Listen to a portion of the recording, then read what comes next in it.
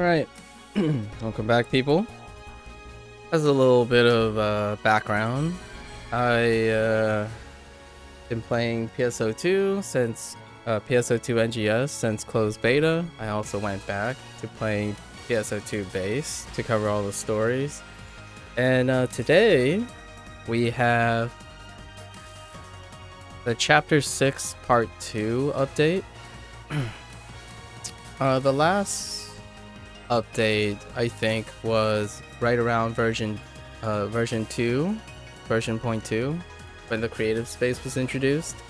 And in part 1, basically after the events of chapter 5, where we went up to Lucille, and Manon discovers that she is like part of a more or less a clone race that was used as ways of monitoring Halpha, and Halpha was a testing zone to prepare the people who inhabit Alpha to combat what the entities are known as the Starless. And in Chapter 6, Part 1, the Starless made their landfall onto Halpha. So primarily in the Aleo region, you can see the Starless, and their iconic color scheme tends to be purple. It's very vibrantly purple, which is incredibly noticeable. They're more of a I would say they're like a sci-fi Lovecraftian kind of feel. Lots of curves, lots of spikes, lots of wavy things coming out and whatnot. So they're very more rounded, curvy, kind of like monstrosity, chaotic looking. Today, let's see. I saw the brief patch notes. We're just gonna wing it for the most part. We're gonna do chapter 6, part 2. Let's see what happens to the gang. I saw slight tease that Manon is returning, because Manon was MIA after the whole conflict in Lucille. And there's a new type of quest, and they refer to it as a standing quest, and the first area is Lucille. So we're gonna check that out. It's an 8-man thing, so that'll be interesting. New creative space backdrop. Britem is added. You kind of expected that because you saw the Aleo backdrop for the creative space. You suspect that eventually the creative space will give you all the assets in the game. That's a wonderful way of doing it. And people, it's been close to 2 months since the creative space was introduced, something like that. And there are some great ones. We'll do it at the end to showcase and highlight the wonderful creative community that PSO2 has, PSO2 Global. And there are some really good ones, and I can't wait to talk about them and look around. Generally speaking, between then and now, I generally do dailies every day, weeklies every day, and then involving in that routine, you visit creative spaces. So I've got some glimpses. I didn't want to like go and really do a nook and cranny pixel peeping until the next update. So here we are. There's also some nice new metrics. There's an introduction of the DPS meter. So I think it's like in the top right somewhere of the screen. Excellent. It's one of those things like it's not fully detailed, certainly not, but it does give you a really quick, singular, very simplistic way of at least gaining a relative of your performance, right? And DPS it's safe to say that DPS is the most rewarding part about the mechanical richness of PSO2. It is a combat-driven game, mechanically, incredibly mechanical focused, and having a simple indicator is pretty helpful for individuals who don't want to like crunch numbers and whatnot, and they're more intuitive forward players, right? Instead of your theory crafting and sitting down and crunching the min-max numbers. So that's very exciting. I had no idea they were gonna introduce that. That's so nice. I imagine it was like in the feedback or something. And then, so that Lucille thing introduces a new boss type. So we'll look into that too. Then we get it to the end. And there's something else I'm missing. There's a new weapon set. Or like a new weapon line keyword. There's some balance changes here and there between then and now. Not specifically to this one. And I might have forgotten something, but we'll hop in now and see. So this is one of my daily drivers next to Neverwinter Online, and been playing ever since NGS. Not a day, not a beat missed. Currently I'm on Force, so we'll just do most of the stuff on Force. The level cap has not been raised in this update, so we'll just use Force this time. Generally speaking, my preferences tend to be Tech is the rod. Melee is... for melee, it's probably the wire lance and or the double saber. And then for range, assault rifle. For just like mob cleaning, and then bow for just understanding boss mechanics and whatnot. Like single target stuff.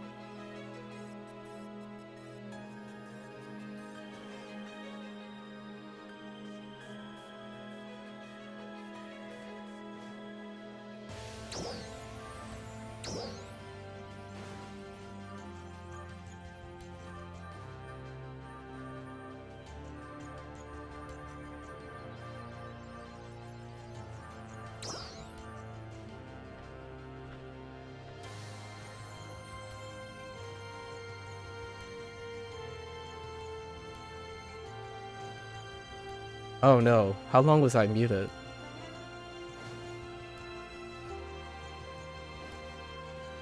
Did I accidentally hit that? How long have I been muted? Uh-oh.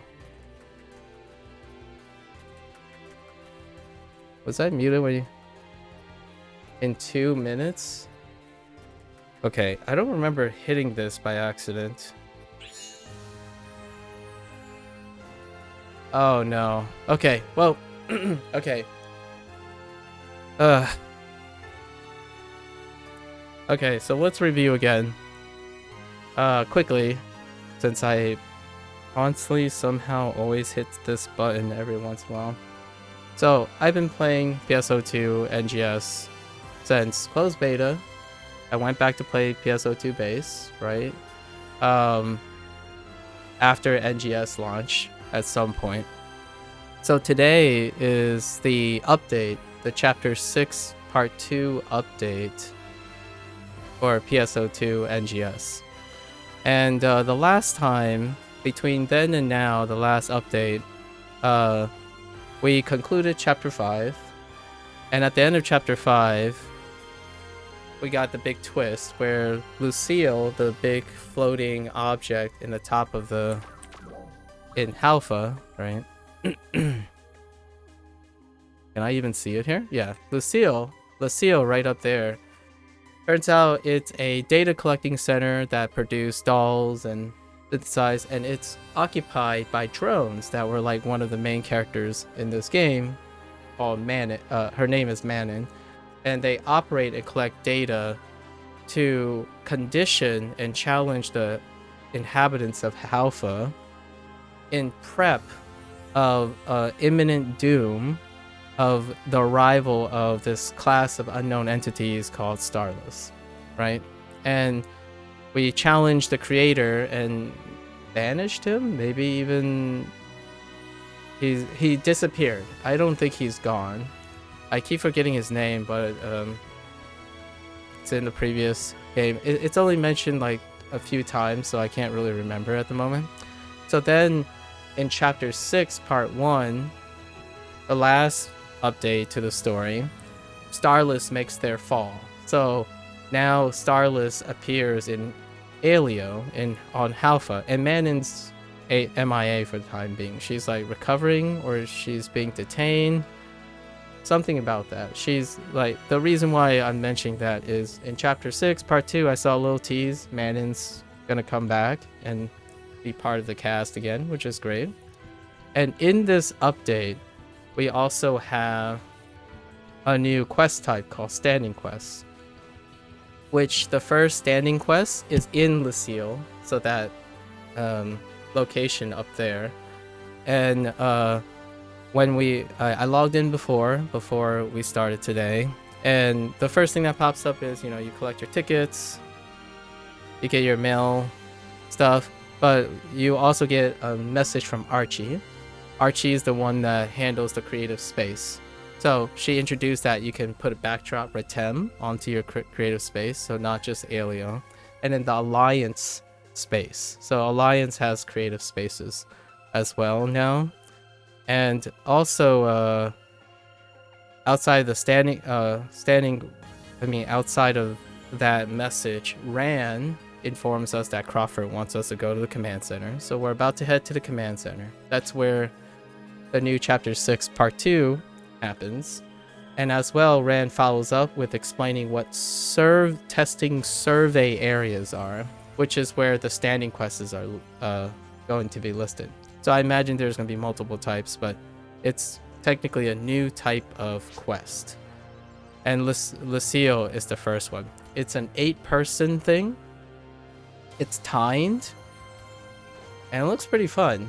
Like it has like a labyrinth type of thing going. There's a lot of button activation, which is not new, but it's more extreme this time in this setup. So I'm looking forward to that. Also, when I was logging in, I was talking about my usual preferences as a melee weapon of choice. I use double saber most of the time. Double saber or wire lance. as a tech is usually rod. So right now I'm on my force tune, which is the rod, and we're just gonna use the rod for all the content today. Level cap wasn't raised as part of this update, so all my weapons and classes are already updated. And in terms of range, my primary is actually Gunblade, which is the newest addition to the game in the most recent update. But I do use Assault Rifle for farming and bow for boss fights most of the time, single target boss fights. So as I was saying, in terms of Alliance, it's relatively... I have very little investment in Alliance. I basically put my name into their automated thing, like a billboard, like an open thing, and someone sent me an Alliance thing, Alliance invite, so I joined that Alliance. And whenever they boot me, due to being a chill person that just logs in to play every day, I play and do all the dailies pretty much every single day, and then the weeklies, make sure to complete them every week, and that's all I do. So I don't necessarily participate in Alliance related things, but in the grand scheme of this game is often more like everyone belongs to everyone most of the time. It's a lot of more pickup groups than anything else. It's a natural inherent design of the game. But with the creative space, that's kind of interesting. I might actually make something for Alliance and stuff. I don't know how it works yet. We'll take a look at that in a little bit.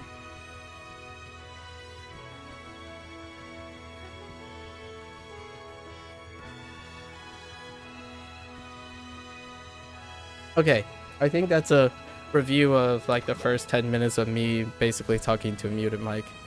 I don't understand why that button... If I wasn't muted earlier, I pretty much just said the same thing twice.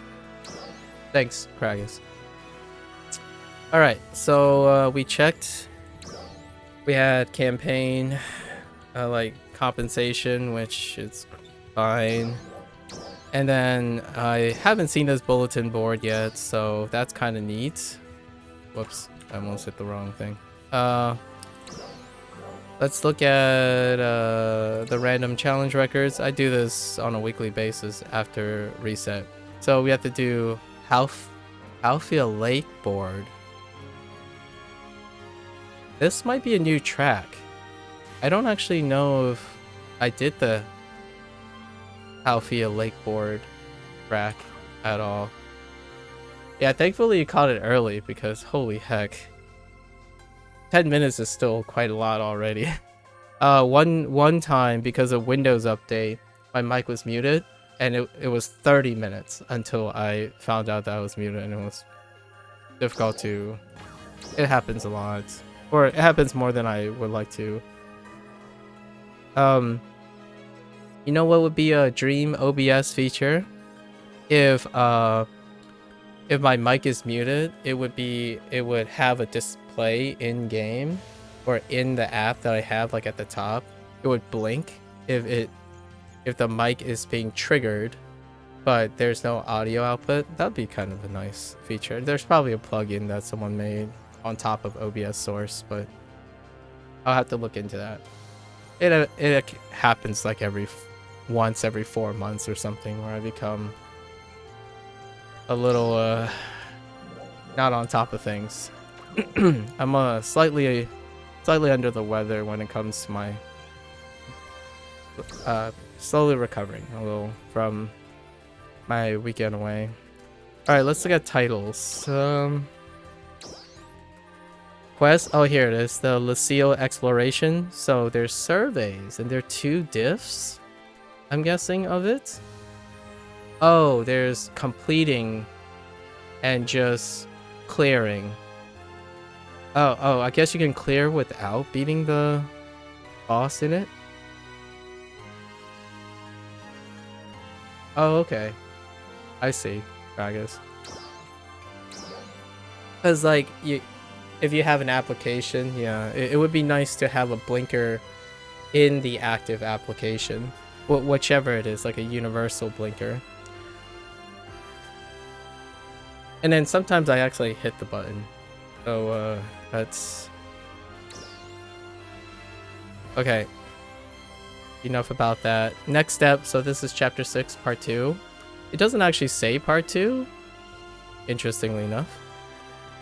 But this is the second part. So next step, we have our dailies. Okay, so we have a new edition daily. Back in the day, dailies were like 2 things. Well, like maybe 3. And now it's expanded to 6, which is great. So now we have the new daily, which is declare the new quest type. Which is in the environmental testing zone. They call it a standing quest, but it looks like in here when the global version went live, it's more exploration quest, but we'll see how the nomenclature works. I'm really interested in the way duolingual games translate between the two. As a reminder, PSO2 has global servers, which everyone hops on, predominantly using English, and then there's a Japanese server that is exclusive from the server I am on, or the servers that I am on. And then weekly doesn't look like any changes to weekly, so no new type, still cycling. And then we have our limited things. Let's say today is PSO2 day. PSO2 day is on the 2nd day of every month, so it lines up. Generally speaking, the updates tend to line up with PSO2 dates. Okay. PSO2 days just give you yellow triggers for stuff that you typically do, so it's good enough. We have visit Alliance space, which we'll do without a doubt. And I think these are all the, it's limited time, but I'm pretty sure, yeah, these are the, so maybe 2 weeks ago they added a new GP to get Genesis points for the creative space for tasks that you've done. No, actually this might have been the every week since the introduction of the creative space. There might be 1 week that didn't have these, so this is where you get more Genesis points. But the game, now that the first honeymoon period of Genesis points are over, Genesis points are used to get creative pieces, like in-game creative pieces for your creative space stuff, and it's way more than you need to get all the parts. So no, there's no, like, you don't have to go out of your way to get Genesis points. They throw Genesis points efficiently at you for being a regular player. So it's not a secondary thing where they're not like monetizing it or anything like that. So it's great. I like it. It's producing currency that gives you tasks that goes towards encouraging you to use certain features. And this is the biggest one. And I don't know if I was muted for this, but the sentiment I have is when I'm doing my dailies and my weeklies, since you have to do these creative space dailies, like and weeklies, there are some really, really great creative spaces, and we'll do them at the end as customary. We have to celebrate and look at the amazing creative spaces that I've seen over the days. Like, you have to do a daily to complete you have to visit creative spaces daily, at least 10 on average every single day to complete these weeklies for Genesis points, and I do all of them all the time. And it's cycled, I would say I cycled 60 to 70 unique creative spaces and saw like the progress the people who own those spaces have. It's a treat. We'll do it at the end, as always, like I typically do it at the end. It's just a great way to have a chance to appreciate creative people in games with freeform creative modes. And this one's a big one, and I'm glad they're pulling all the stops and just immediately adding an alliance creative space. Okay. So let's we should clear some quest slots just in case. So let's do our standard things before we hop into the new stuff. So usually I just Let's do this again. I grab the alliance tasks first, see what cycle we are in. Alliance tasks are weeklies. We'll leave the defeat thing. Send kudos. Easy. I pick the first 5. It's like, hey, you get a kudos. You get a kudos. It happens all the time.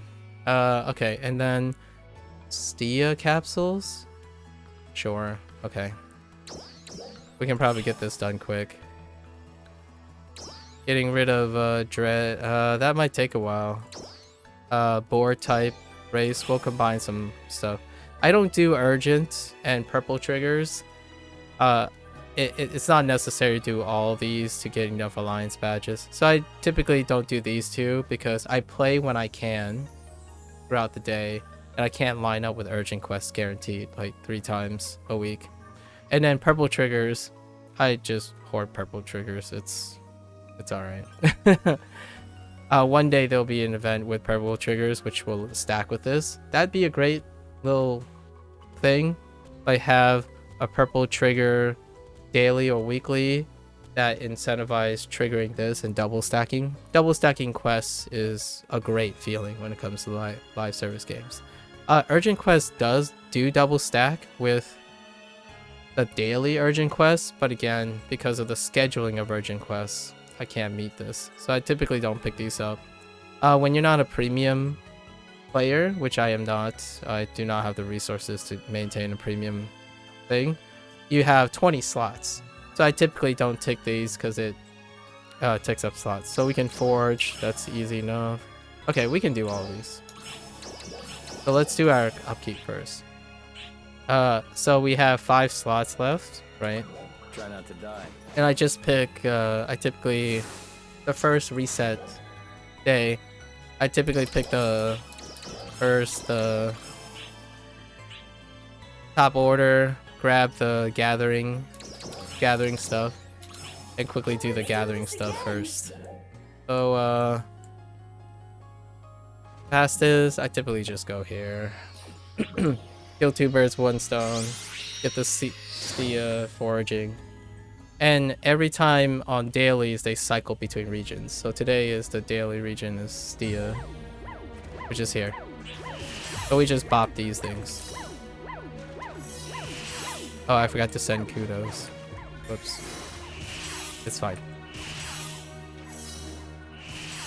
It doesn't matter what material. I picked the place where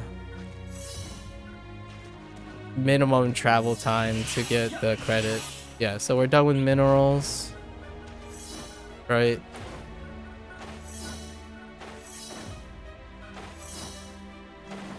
Just grab a few of these. And then we feed the region mag, because that's one of the daily tasks. I just feed whatever is on top. Fine. Then we move over here. Grab veggies. So we still have to grab veggies, fruits. Fruits is completed in 1 circuit here. I switched the task to dread, because if a dread enemy's nearby, I'll just try to take it out. And then we grab these, which are the rest of the seafood, because you have to grab 20 units of everything to complete a maze, a side thing. So we're done with that, right? And there's a dread enemy in this area, which is what we need to do right now. So we'll take this guy out, practice a little bit. I forgot that I'm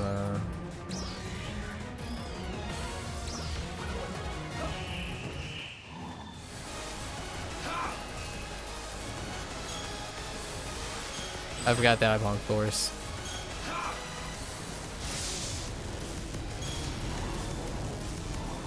Oh, I totally missed those.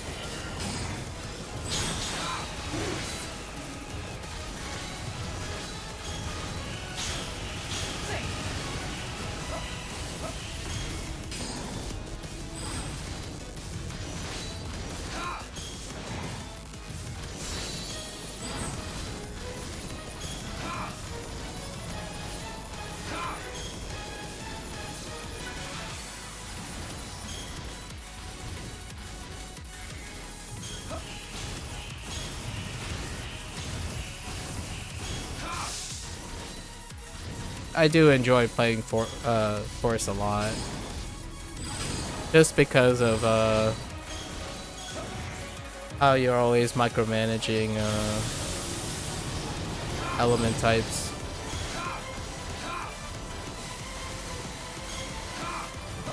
And that added empowered normals is so fantastic.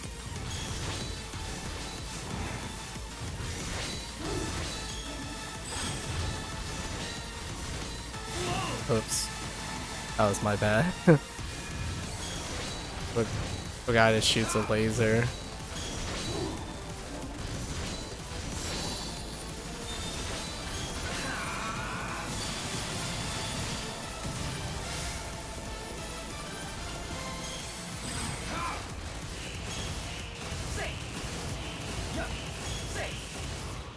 Okay.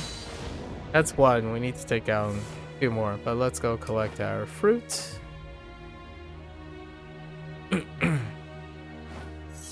Yeah, so the new addition, since I didn't showcase all the weapons, the new addition since the last time I played Force was that now whenever you use your photon arts, you build another gauge which you get empowered normals, which is added to several types of weapons, several types of class and weapons that really needed like a buffer with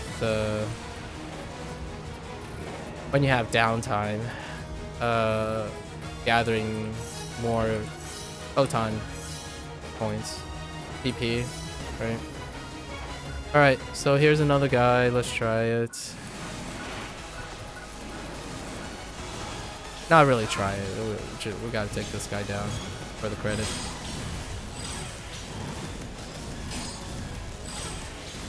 Oh wait, my bad. Wrong element.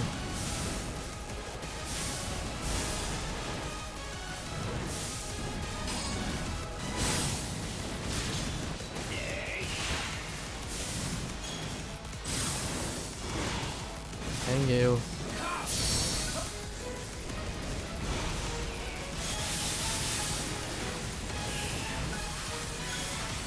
Whoops, I hit the wrong button.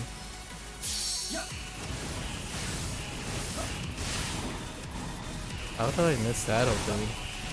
That's a lot, way longer range than I think it is. Oh hey, I have a buddy. Thank you. Whoops, I hit the wrong one.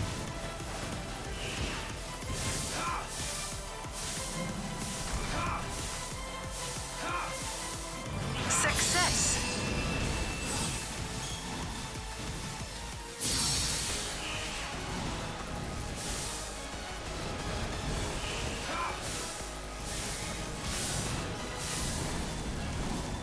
How did that dude miss me on those 2 attacks?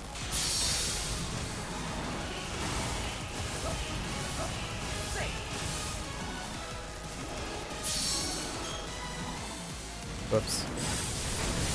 That's so awkward to hold shift and juggle the weapon action on non-shift.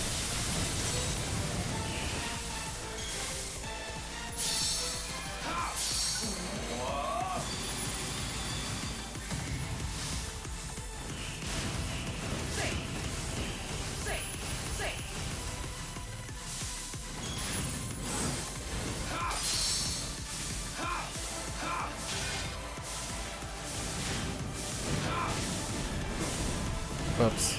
I was looking at something else there. Oh wait, I forgot to turn on the DPS meter. That's right. Hold up. Okay, maybe after this. I've got to turn on the DPS meter that they added.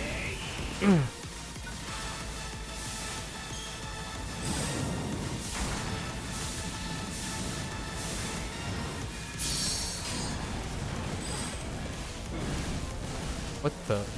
I lost my input there.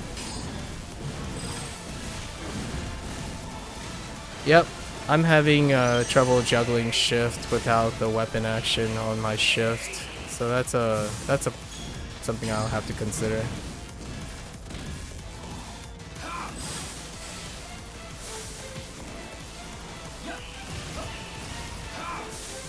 I'm getting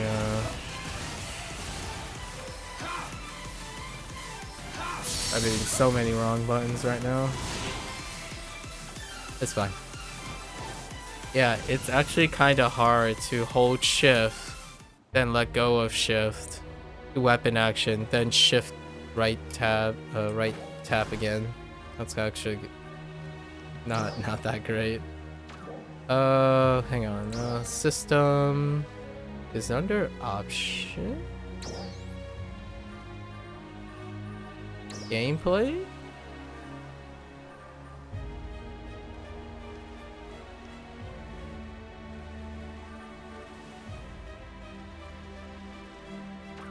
No. Display settings for event submissions. Control settings? No. Gotta be like, is it under communication? No. It's gotta be like,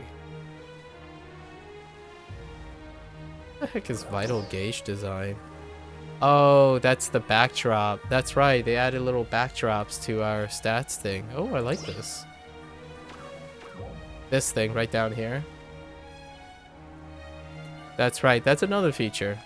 Just the little things just to customize your experience. I really like that they keep working on little bells and whistles. Pretty sure it's under options.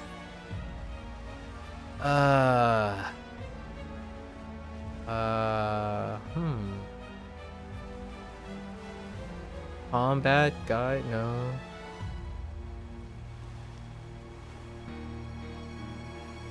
Oh, here it is. Display. Nice. So it's gonna be in the top right, I think.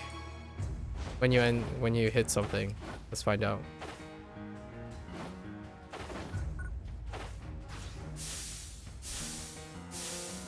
There it is, in the top right.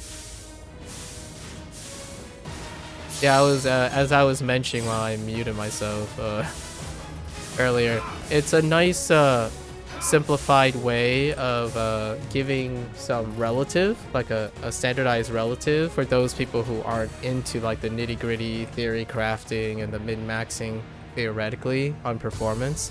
So having a nice little number to gauge your performance as you go from loadouts to loadout is wonderful.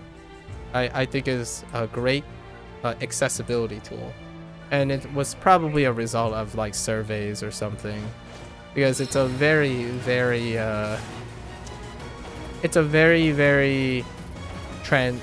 helpful accessibility thing that is more of a modern standard than a feature that I would intuitively think should be included, as because a lot of the nuances of the game deals with understanding your efficiency on performance in the first place. But it's nice. Now I don't have to do as much you know, min-maxing if I can just focus on my performance, right? This is the third dread enemy, so we're gonna get this task done.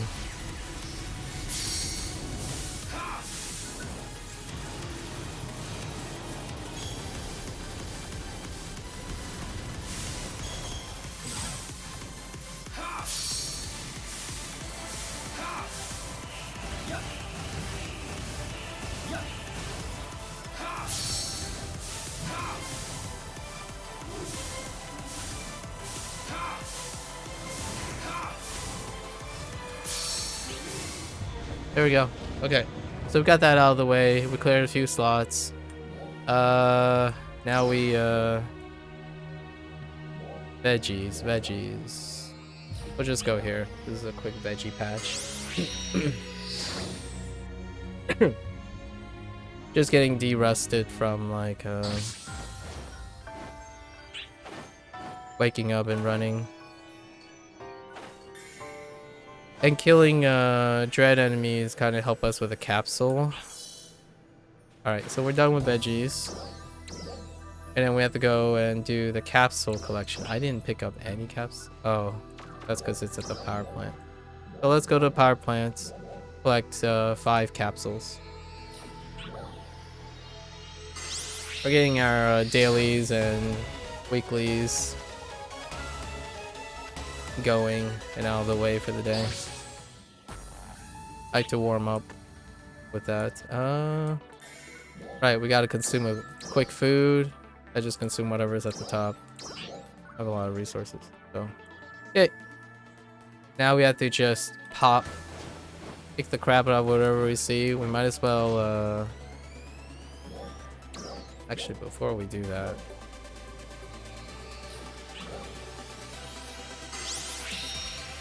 Let's make sure to grab all of, Leah's, side quests. That deals with taking out people. We gotta send 5 kudos. Oh, okay. Here's your kudos.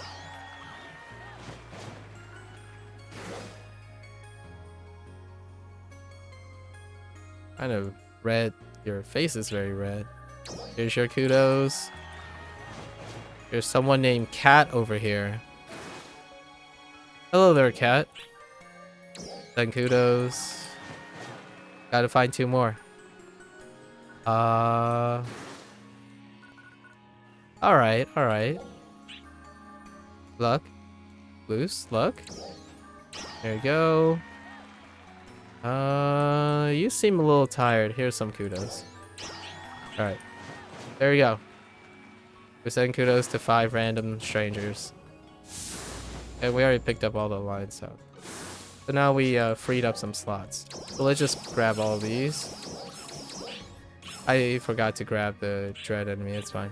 So I just leave these 2 because these 2 Let's do this again. probably don't usually happen. Alright.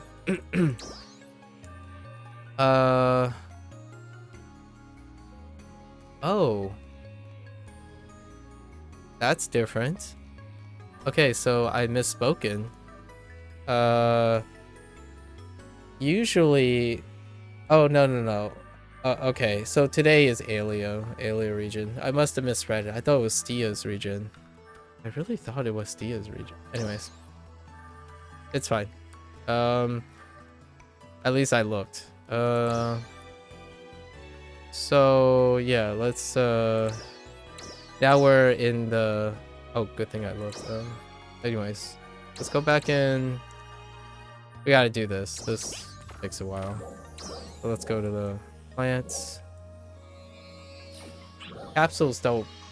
Augment capsules don't really fall off or drop as frequently as one might like off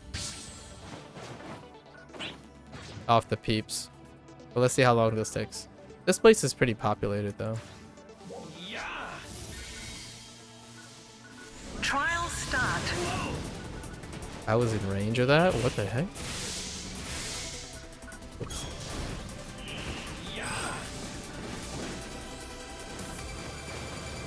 Get out of range for those apparently.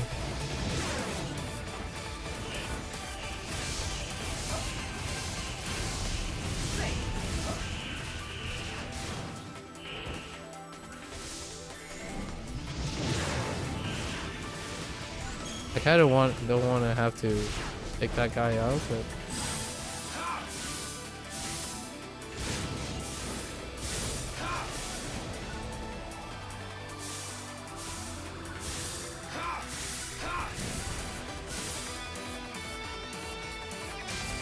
is there a reason why I can't target you? Oh.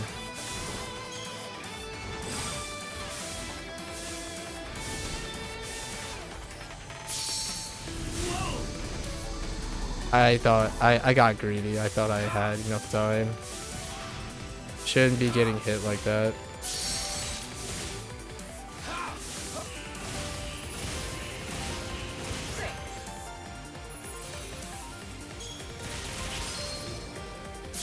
Okay. Success. Wow, we got 4 capsules right away. I take it back. This wasn't gonna take a while. Hey. Oh, we're done. Alright. That's the fastest capsule collection in a long while. Alright, so now we gotta do board. Apparently, Halfia Lake. I feel like I've done this maybe once. The random challenge today is, or this week, is Halfia Lake. So we're gonna do that as our board, our 3 board races. I think. Yes, August 1st. Okay. So let's do this 3 times. I don't remember this track. Like this speed track.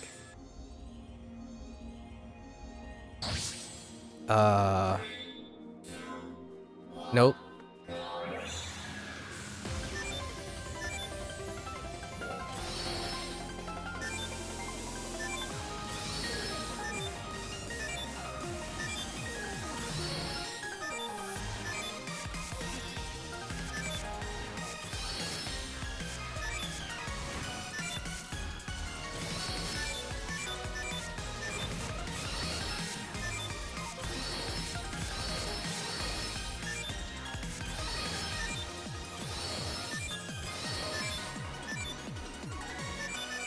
I don't remember this track at all. I don't think I've done this track. This might be new. At least to me. Oh, I totally missed that. Oh, that's so weird when you turn in the air. Definitely do not turn in the air.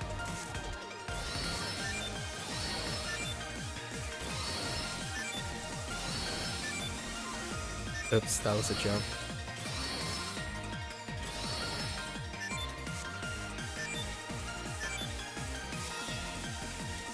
There are a lot of... There are 5 points in this track? Holy heck. Oh, I forgot to get collect tame. That's one thing too. It's fine though.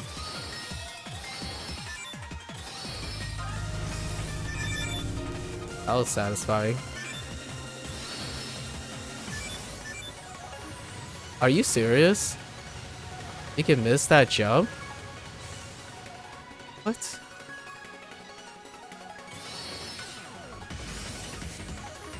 That was weird. Success. I don't know how I missed that jump.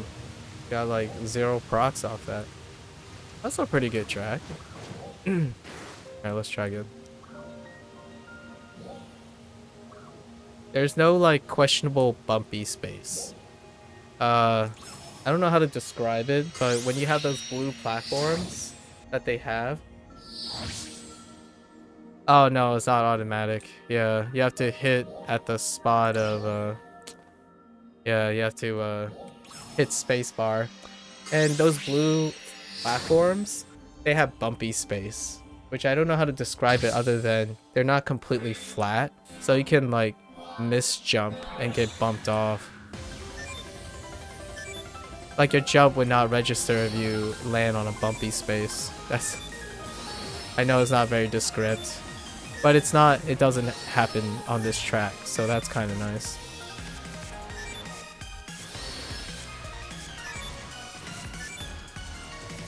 Yeah, like here, right? If you have all these continuous platforms, your board can bump up and down between the segments. But there's no bumpy space here.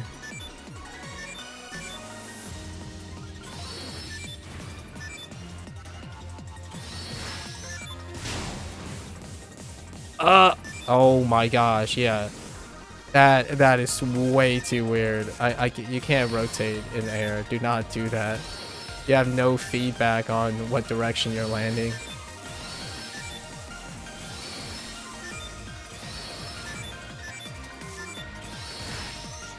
I have to remember that next time.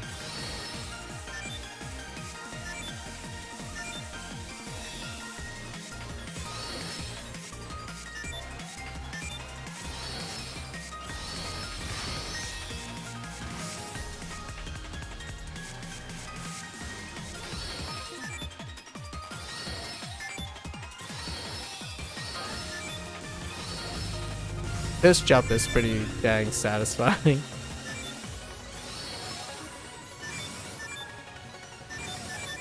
Success. I like the PSO2 team. It feels to me works really close with the Sonic team, quite a bit, and I like that they because my suspicions is that they have a lot of overlapping team members. They understand movements in games very well. It's incredibly satisfying in PSO2, the feeling of movement. In fact, when you get used to things being really, really fast, when things slow down, everything feels really slow. So when you like play other games, other games feel incredibly slow.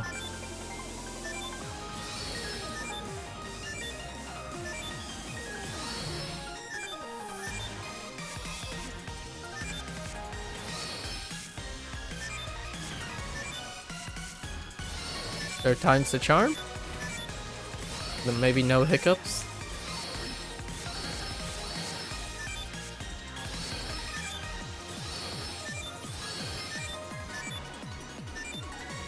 Rip. I thought this would auto leap, but it didn't auto leap.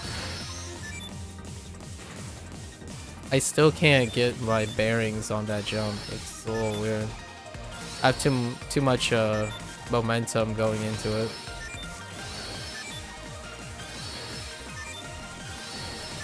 This is probably the best run, but still.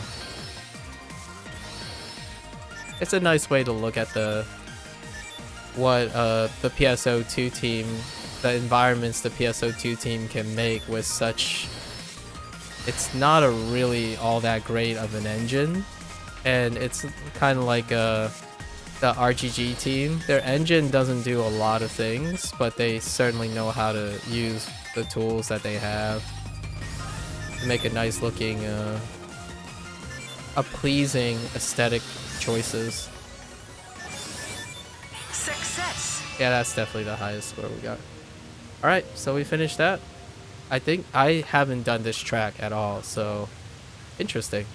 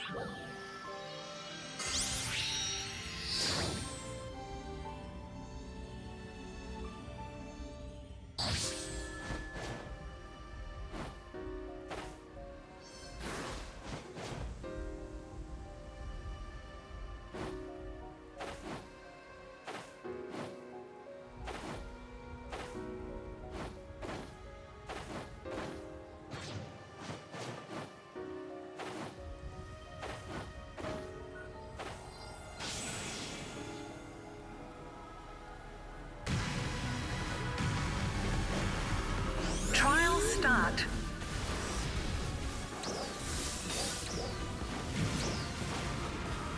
Success. PSC burst.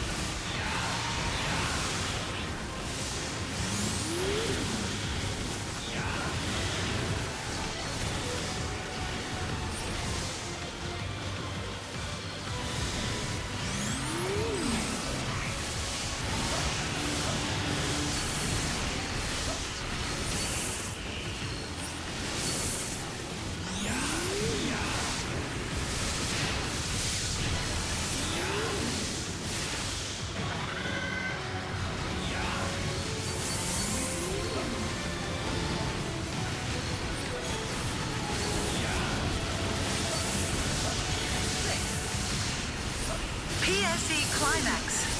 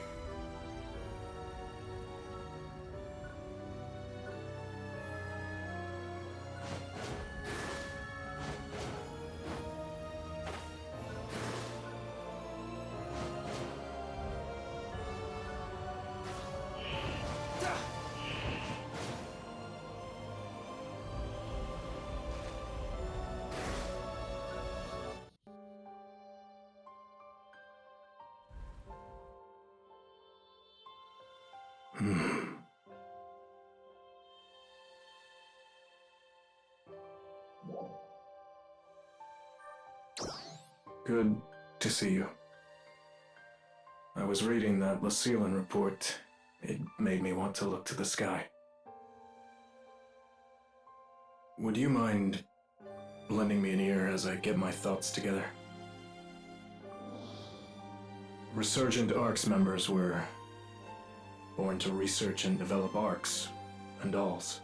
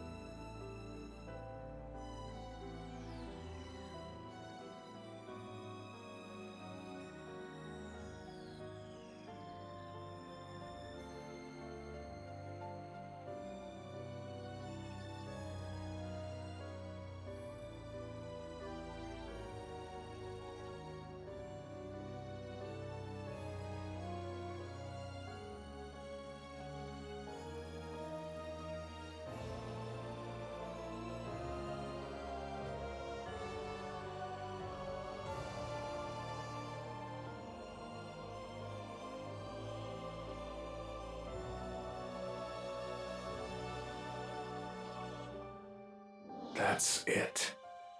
That's all they've ever known.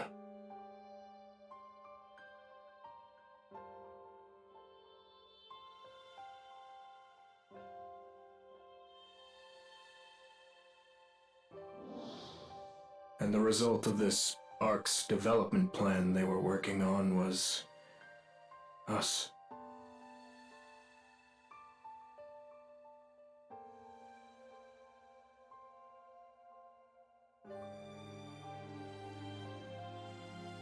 But then, where does that leave Meteorn like you and me?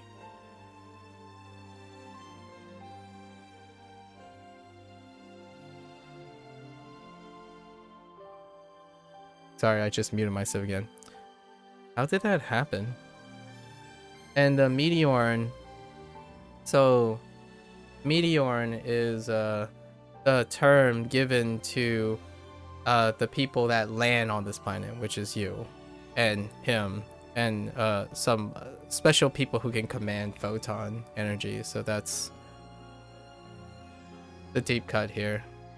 Meteorn come from outside Alpha's atmosphere, way beyond Lucille. I hear there's a huge station up there. But according to them, even the Lucilleans know nothing about it, aside from the fact that it sent out some Meteorn.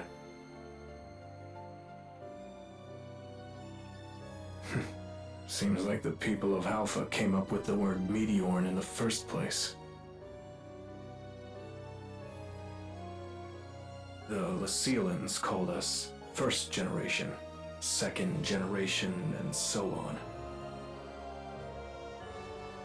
Crawford and Ina are descendants of the second generation. Oh, okay. You and me, we're third generation. Photon sensitivity gets stronger with each generation. But I think yours is especially strong, even for the third generation. Not that we know why that is. Even Manon and Faria say your origins are a mystery. We were created for a single purpose, to counter the Starless. People like us, we were born to either research or to fight. In my book, that's not much different from the Lucilleans. Sorry. I didn't mean to ramble. I better get back to my post.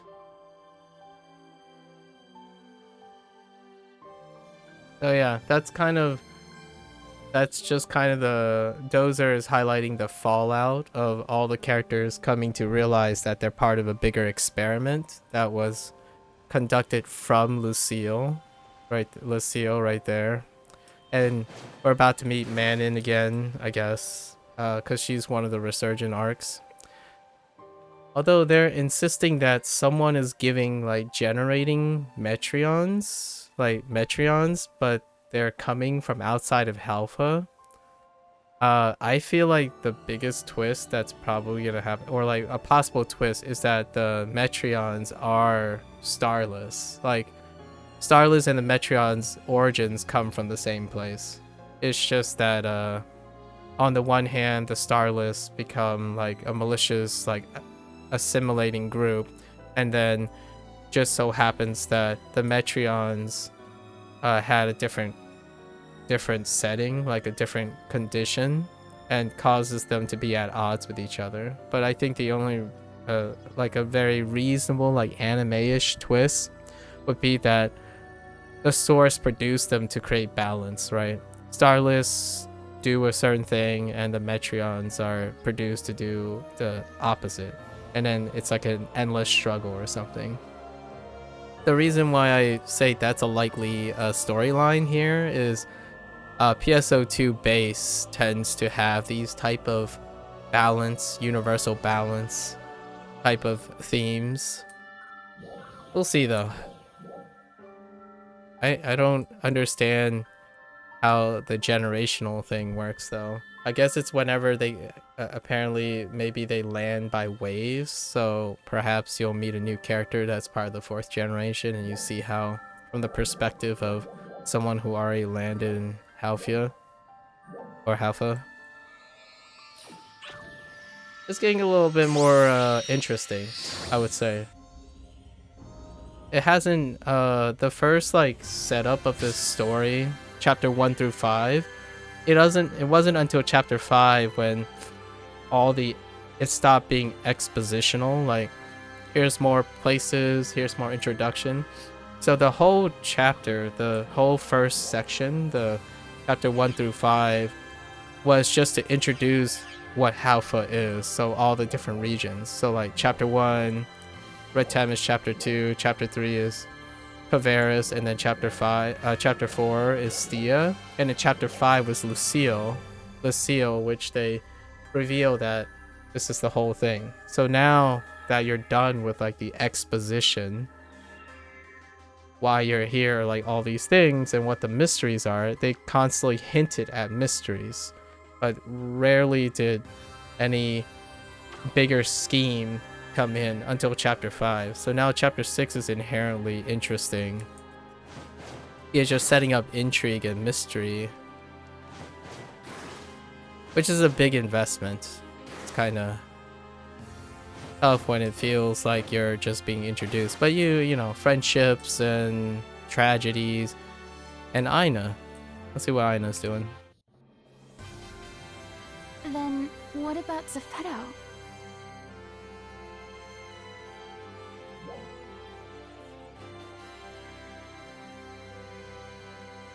Zephedo was the guy's name that was up in Lucille, and he just like disappeared. I don't think he was. You defeated him, but I think he just retreated somewhere. So Zephedo is the guy that was like the experimenter, as opposed to be the experimented. The kind of, we have to do this to prepare, but it creates great heartache to living creatures, right? So that kind of thing. We were just talking about Zephedo, and about what exactly he did on Helfa. We thought it might give us some sort of hint for dealing with the Starless. We've pieced together a lot from what we've learned from the Lucilans. The main problem is that there's just so much data to sift through. It's 500 years worth, after all. And most of that data no longer exists on Halfa. The data really leaves no doubt. But one thing we've learned is that Zephedo wasn't always a caste. Interesting. So people can convert into a caste? Caste is a race type in this game. They're the robot guys. Like my character is a caste. So yeah, it's difficult to, like, it would be nice to see some flashbacks and stuff about Zephedo. Maybe they'll fill in. Zephedo's, that guy was just like a big plot reveal, and then that's it. Like, you fight him, he disappears. But I like to think if history repeats itself, the PSO2 writing team tends to like to fill in slowly people that pop out. So like in the old PSO2, there were a lot of backfilling, like, oh, now this makes sense kind of thing. So I imagine they will fill in a lot of the Zephedo stuff, because it's hard to understand or appreciate the weight of what he did. He basically is this one guy who took it upon himself to know that there's knowledge of an imminent threat. And he spent 500 years cultivating this planet as a testing site to create entities that will combat the inevitable coming of the Starless, right? That he foresaw.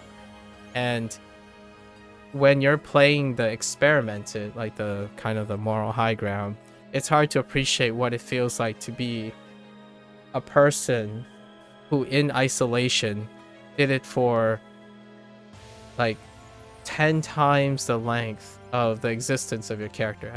Actually, it's like 50 times. I don't even know how old meteors are, but you are not like a long character. You did not spend a long time on this planet, and immediately saying it's not right, like this character had the wrong of it, like Safedo, that would be a jumping to conclusions, right? It would be incredibly naive to think that he didn't have the purest of intents. 500 years isolation, working towards a goal can really turn someone. And then they're kind of hinting that he must have went through some sort of transformation at some point. So it's gonna be pretty neat if they keep filling in, so you feel like attached to this character. You kind of understand why this character decided to do all this. And perhaps he was a ARCS member at some point. Maybe a tragedy to extend his longevity for his experiments. Oh, okay. So he converted to live that long. So I wonder if he was a human. That's some dedication. Yep. Yes, he was entirely committed to his work. In the beginning, it looks like he did try to keep the Halpha experiments safe, but he wasn't getting the results he was looking for. Yep. When he developed the dolls, the experiments became something more like real warfare. A big turning point for that was when he introduced Dark Falls. So here's a weird thing. Dark Falls, right, is an entity that has existed in PSO2 for a while. And PSO2, like the main PSO2 game, and NGS has like a gigantic time gap, but I don't remember what it is. It was like 500 years or maybe 1,000 years. There's a time gap, but in this time gap, this entity known as Dark Falls exists back then too. So the question is, if he introduced Dark Falls here, like Safedo, was Safedo, and I might be blanking out because I don't know if Safedo, I don't remember if Safedo is a character in PSO2 base, like the PSO2 main, and I should be like, aha, it's Safedo again, kind of thing. So I'm not quite sure. But if he introduced Dark Falls, that would make him connected to the base game. Because Dark Falls is the main like dark energy entity that is creating chaos and threatening the livelihoods of the characters in the older game, in the like way back, like several hundred years back. It basically became survival of the fittest. Defenders who survived saw tremendous spikes in their photon power. And so, that's why we were forced to fight against Dark Falls too. I honestly could never forgive what Safedo has done. But I can understand why he did it. As Aelio's leader, I understand doing whatever it takes. There I it feel is. the same about the people of Aelio. Yep. There it is. Of course, I would never take things as far as he did. That is that's slightly a deep cut. You can't, it's difficult to know what one may do in a time of desperation. At one time, Safedo could just be like Crawford standing here, so it's not, wow, that's a great sentiment. It's one that you hope to hold, but it's also naive. I heard that he said his wish had been fulfilled. Did he say that? If that's true, it means we can beat the Starless. I think he might have said that in the final battle when the character you play is supposed to be like the most photon sensitive character. Because you defeating him was the reason he did all it in the first place. So it's kind of like one of those tragic martyrs this person basically lived in captivity, only being the one that shoulders everything. And in order to see his goals fulfilled, he would lose. Like, he would do all he can, and if he still loses, then he succeeded. It's a really tried and true, like, I almost want to say Eastern anime, like, type of villain, or type of misunderstood anti-hero. At least I hope so. That's kind of nice. These dialogues are becoming less about slice of life. A lot of times, up to this moment, most of the stuff is about slice of life. Like, oh yeah, we're taking care of the dolls. Like, this is the inhabitants. This is the world we live in, right? While you're introducing all the characters. So it was constantly new characters. And it looks like they're beginning to bring all the characters together, and less focusing on the introduction of new characters and new regions, but more using the assets that they've set to tell stories. And yeah, standing around dialogue stuff might not be for everyone, and MMOs, RPGs, especially Western MMORPGs like Neverwinter Online, they do have voice acting and whatnot, but it's a different type of feel. Like, a lot of times, to contrast it, Western MMOs, like Western fantasy, tends to be more of a verbal diarrhea, so to speak. Like, it's the convolution and the intricacies of jargon and assets of the game, like the world, through language. Like, so realm engines, rifts, abyssal tears, the richness of the lore characterizes Western fantasy. In Eastern fantasy, it's often dealing with situations. So like a new threat, then it's about the feelings and emotions and the damage and consequences of each threat that the character presents. So the world is characterized by the events that happen in it, not necessarily the characteristics of the world. They both still have both things, like Western fantasy and Eastern fantasy, but Eastern fantasy more heavily highlights character dynamics in how they approach events. In Western fantasy, it's about the complexity, history, and legacy of the event. Like, scale, monoliths, dragons, things like that, like the fantasy side of things. And it's a great like compliment. They're definitely very different types of storytelling, and having both is kind of nice. At least one of each. I highly recommend, when people like MMORPGs, to have a Western driver, a Western daily driver, and an Eastern daily driver. They're very different.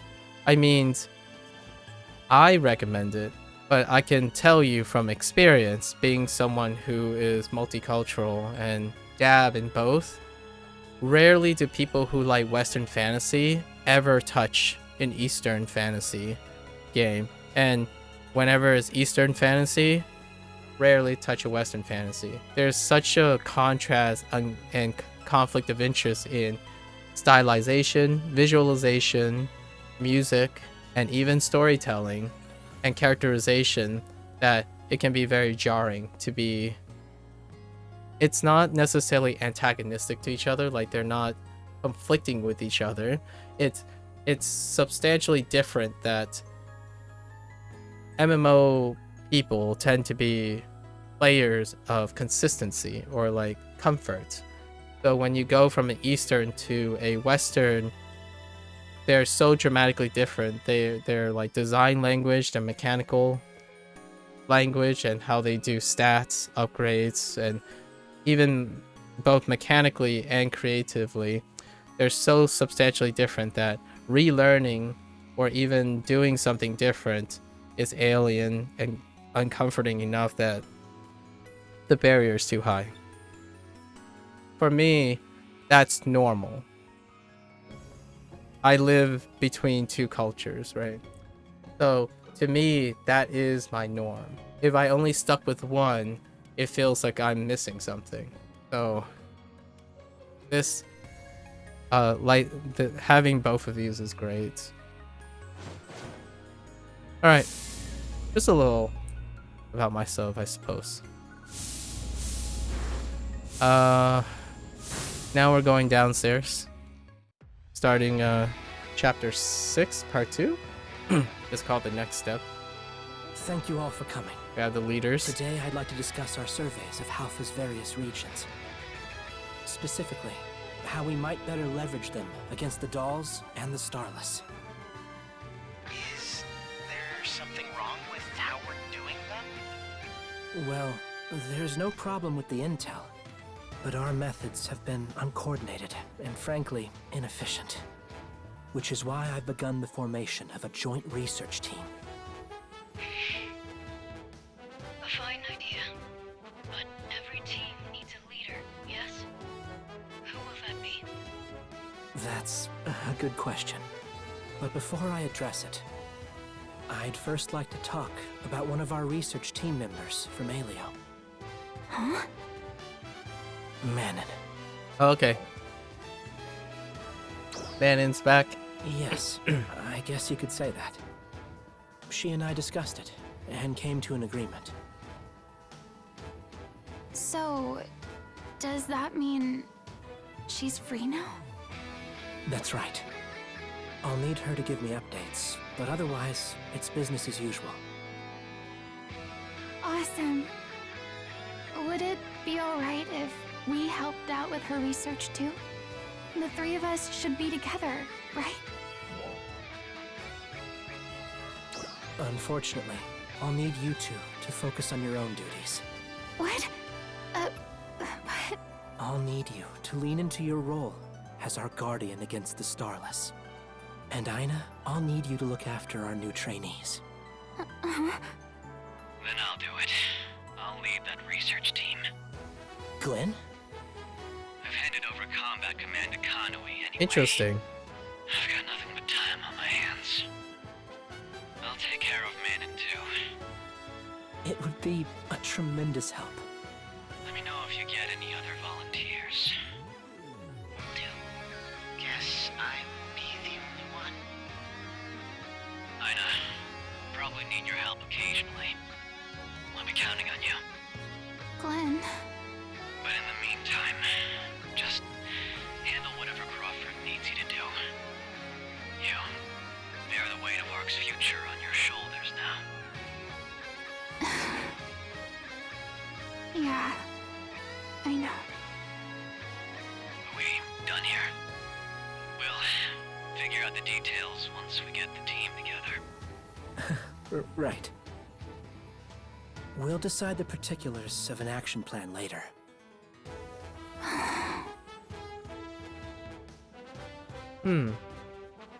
Glenn, huh?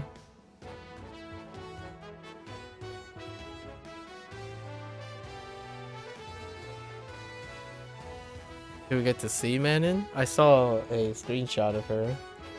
So they changed her character model. It looks really nice. We can go back down and talk to Crawford actually. What's up, Crawford?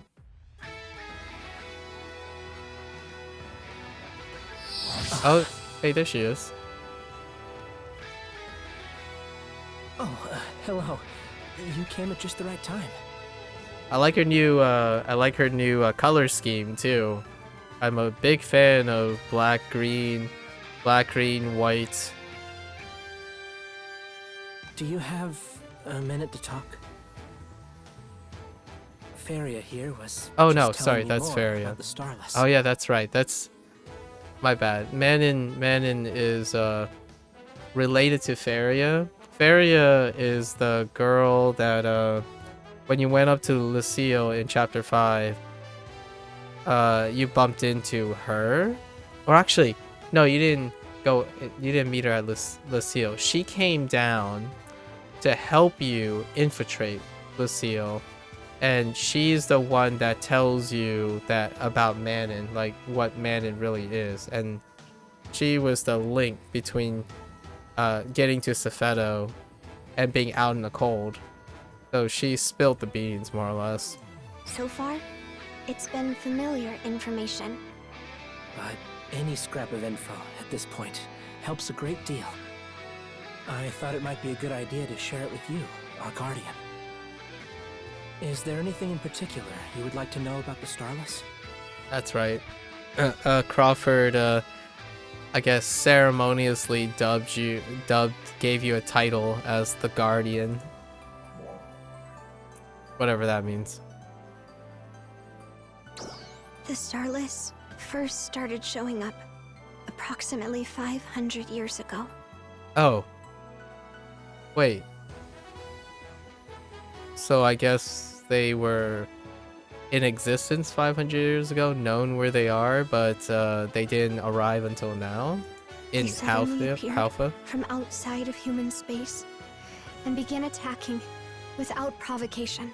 Interesting. Sadly, humans at the time were no match for them. And those on the periphery were, suffice it to say, many lives were lost in the remote star systems. That was the outcome. After the Starless destroyed the border star systems, they began to expand their offensive even farther afield, until one day they suddenly disappeared. Oh, okay.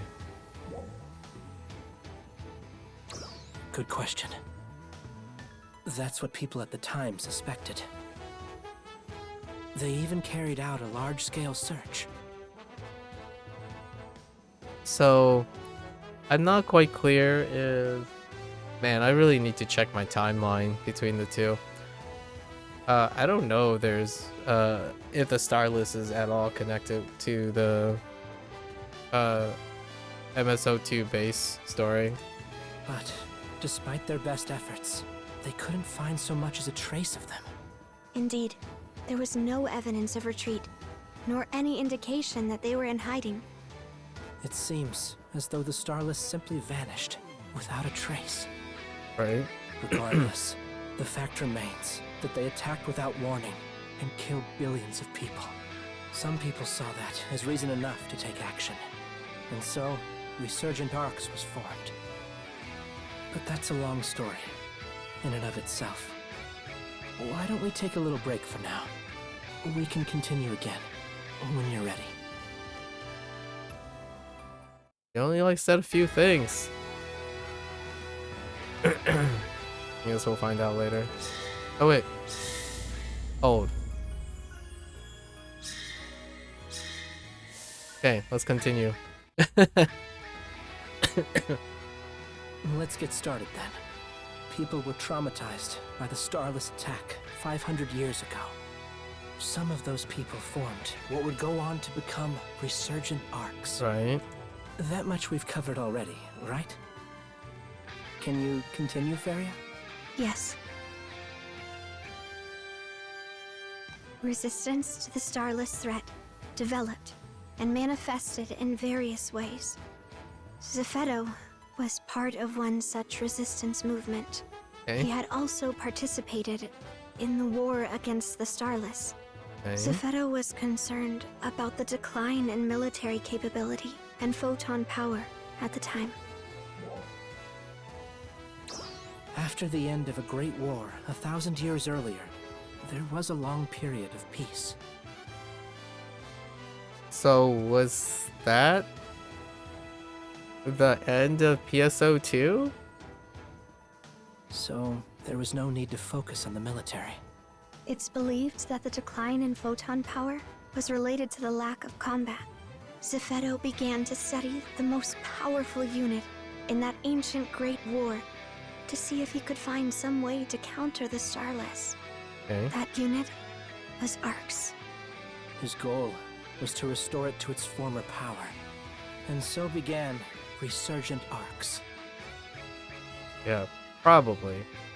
Probably say it's safe to say that's the closest tie back to PSO2.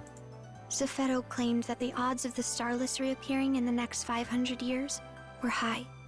Okay. He boasted that Arx was uniquely suited to counter the Starless threat. Resurgent Arx became a rallying point for people who shared such sentiments. His research Good question. was obsessively focused on the Starless's movement patterns.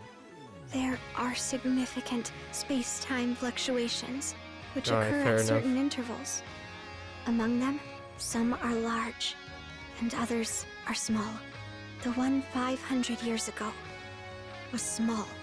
He predicted that a major fluctuation would occur 500 years after that.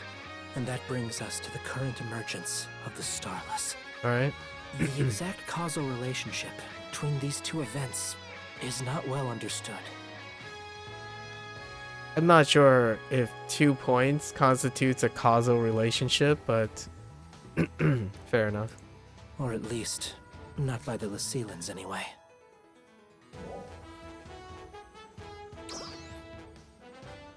I do not know any more than that. Okay, so Zephedo doesn't ever impart any like residual knowledge of himself into the doll, like the resurgent arcs he created. We had no interest in these sorts of matters. Before now, that is. Meaning, Zephedo didn't make a point of it.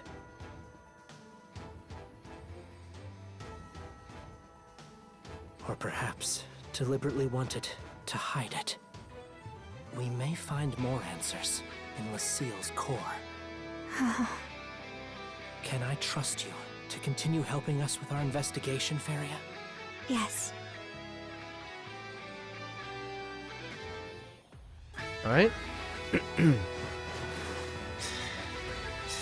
So no more details about Zephedo. Fair enough. Alright, story mission time. This way, not the other way.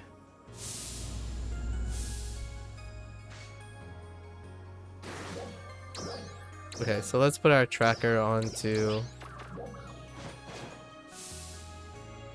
Oh, we get to talk to Manon. Did I... Is she... Oh.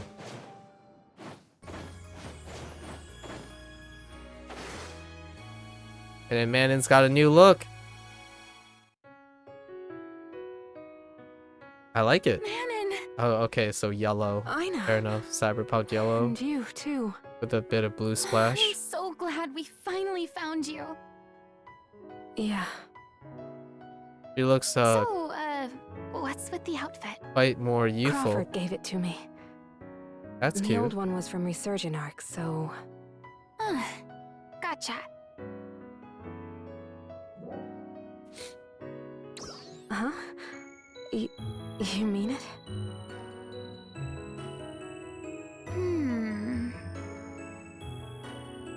I like the old one, but this one's pretty nice too.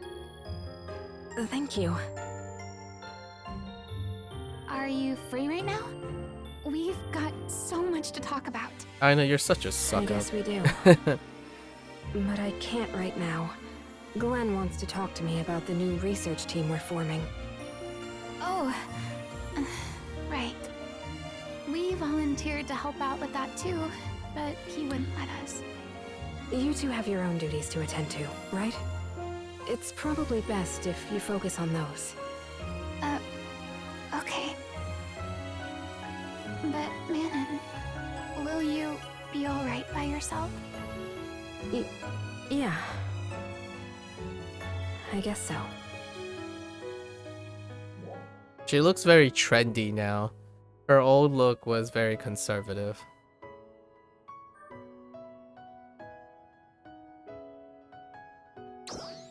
I do. It's not that. I'm just afraid to face everyone.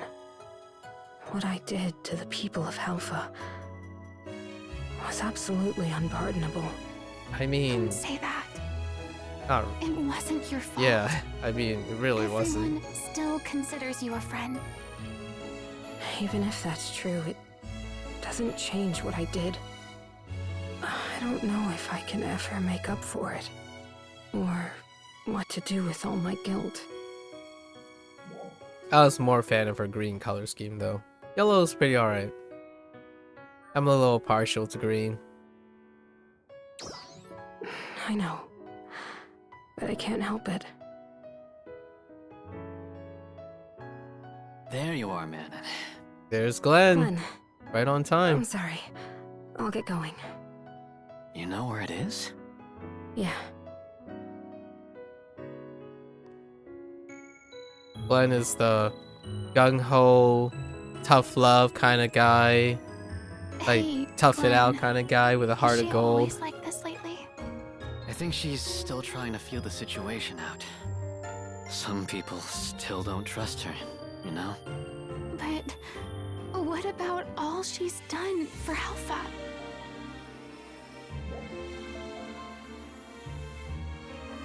Way ahead of you on that one.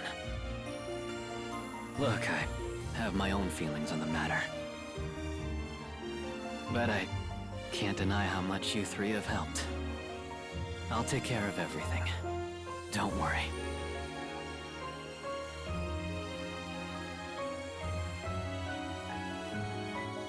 I forgot how light his voice is, like how soft his voice is, I just or the hope she doesn't personality bottle that they're everything going up for. like she always does. A lot of times. I know Glenn said not to worry, but I think we should check in sometimes. I Glenn does a know lot of you screaming. care about her too. Like battle cry screaming.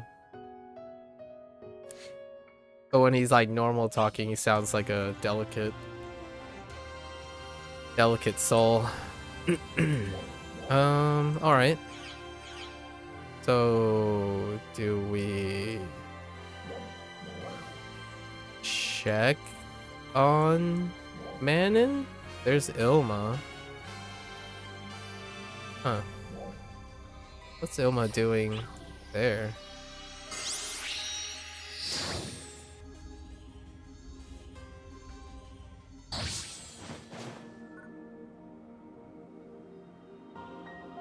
Stia, off in the distance.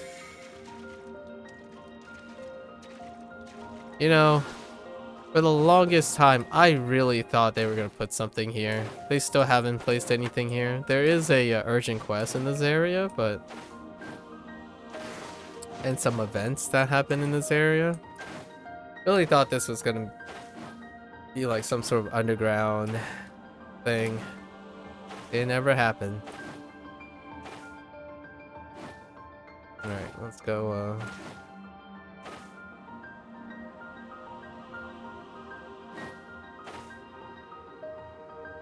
wait. This way.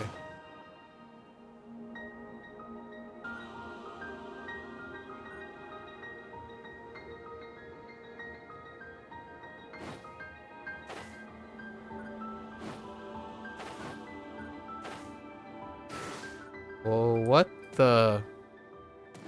Wait, oh.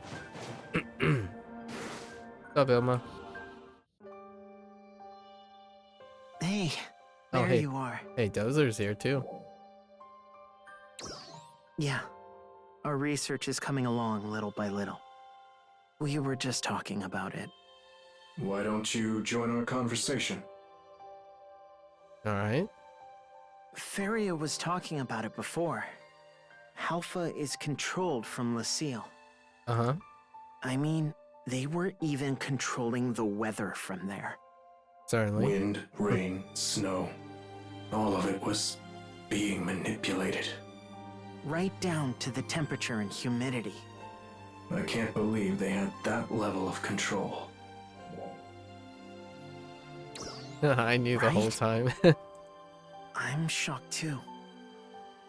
The Lucilans shared some new information with us. There's a place in Lucille's core that only Zepheto can enter.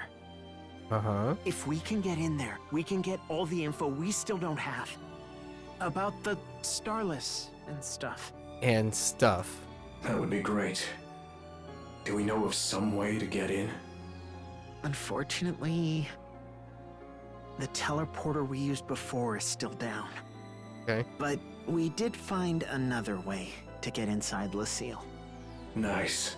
We put together a scout team right away and they tried going, but there was some strange space in the way. Sorry, what? We're still not exactly sure what to make of it. It seems like it was being used as a testing ground before Halpha was created. Is he still talking about creative spaces? Or at least the remnants of it did. Like And the it same was thing really as creative dangerous. spaces. There were a lot of enemies. It looks like it might not be so easy to get to the core. Must be that they might be referring to the standing quest We're investigating the area and trying to figure out how to deal with it. to do the Lucille exploration zone. Interesting. Be sure to keep us posted. You bet. I'll let you know how it goes. Yeah, that might be just the we know about it. Let's go kind of thing. Wait, was that really part 2?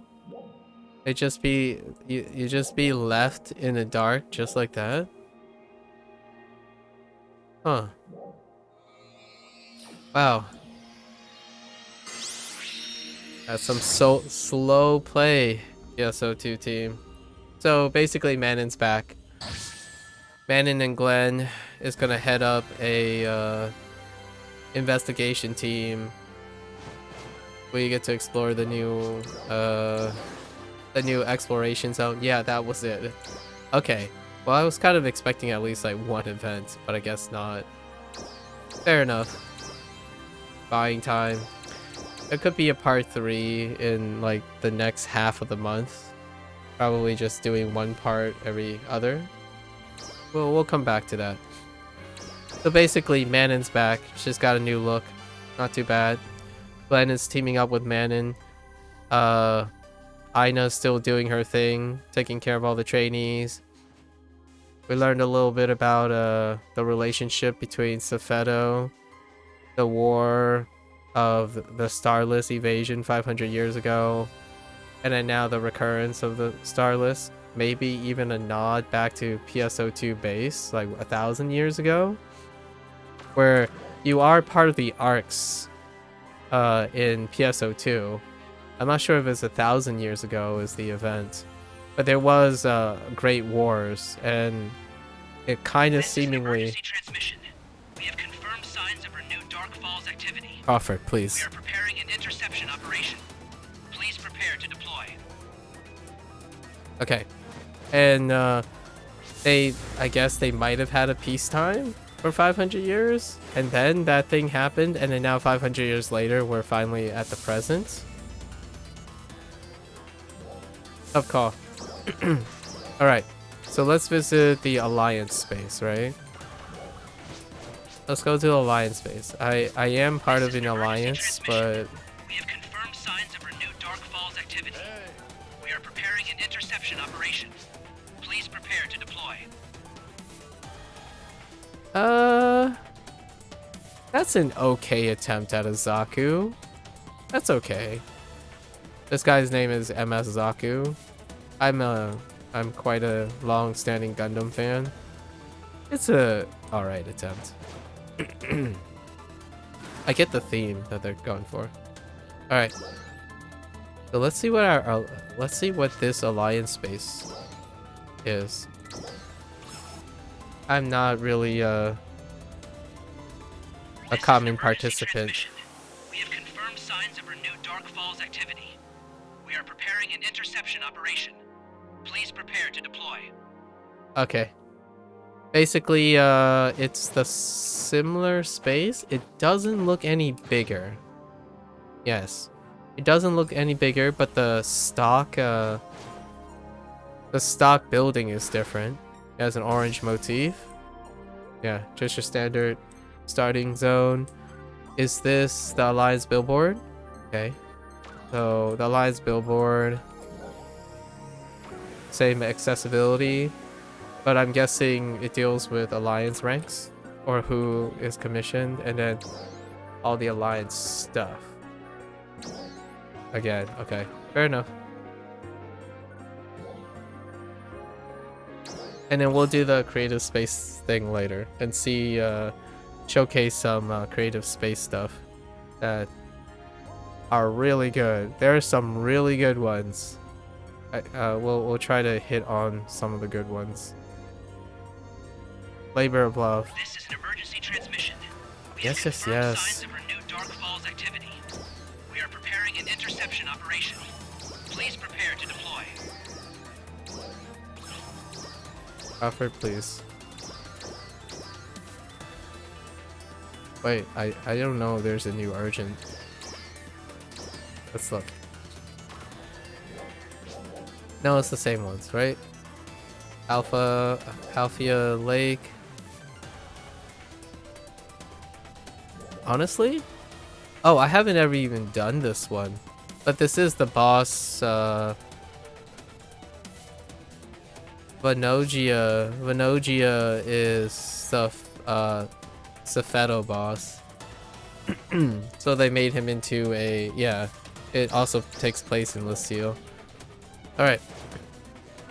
So the last thing that was updated, like in terms of like content wise, like combat wise, is the new survey thing, which I'm guessing is accessible through the quest counter. Yeah, Lucille's exploration. And it's the Halpha Environmental Testing Zone survey. 3615. Boost effect active. Quest ends if all LP are lost. We are organizing. Okay. So there's this new boss. Ruin Rogne? Rogne? Rune Rogne? I don't know if you even pronounce the E. Like Ruin Rag? Ruin Rog? Sort the new set. So it includes the new set here. The Verschmells. The naming scheme in SO2, man. And a chance at a. Oh, that looks alright. It's kind of like a. Oh, it's this guy's theme. Okay. An Octa. A rank 8 unit. But can I view the stats on that unit? I cannot. Okay, oh, and here are the player buffs, I see. HP recovery on normal attack hit? Wait, are these all active or are these... Huh. Alright. Let's see if we can get some peeps. Wait. 3615. I don't even have enough. I don't even have enough battle points for this. Holy heck. I don't even have enough battle points to do the thing. Thanks for stopping by. Oh no. Come by anytime, okay? That's a problem. Welcome. Where can I get more battle points?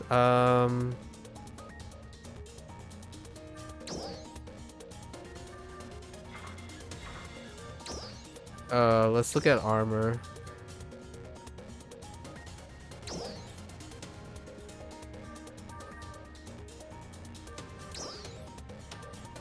Oh, this is that purple unit. I don't think we're gonna be able to... That's a no-go. I could just limit break something. See you later. I haven't really limit breaked. That is such a problem. Yeah, I fear this was gonna happen eventually. I don't even have enough battle points. What was it? 3615?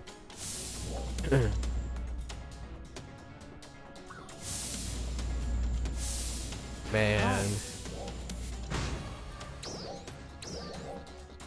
Yeah, 3615. Okay, let's think about this. Drop by anytime. What are these units? Yeah, I mean...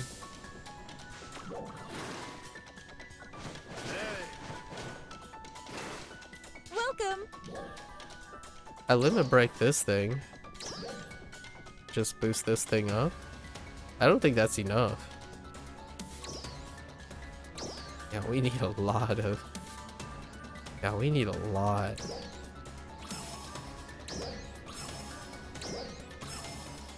What was I? 2530? What happens when I just... A success. Come again. It's 10 for a level? I require to buy a unit. Just any unit. Or any unit above my current units.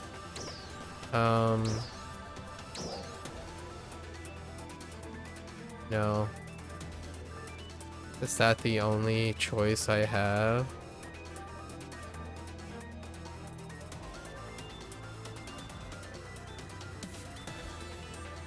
One is the other one.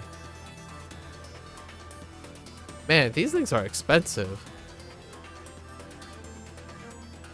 What was the Ajax? Oh, I guess I could. Yeah, there is Ajax unit.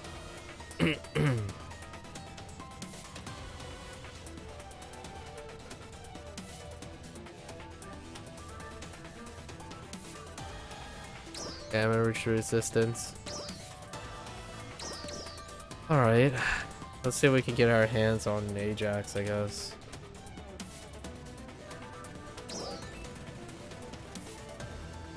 What?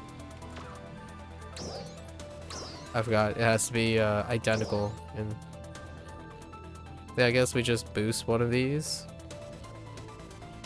Some damage resistance is fine, so we'll just buy it. Fine. Oh right, they did also add another feature. You can create and roll for prefixes. I mean for yeah, for preset skills. And you can enhance. Wait. I don't think you can add prefix skills, can you? No, you can't. I mean, like we could. Transfer is an old one, but you can increase a prefix. So as long as you preset. So if you get a fixa, that you like, you can. How much does it cost to?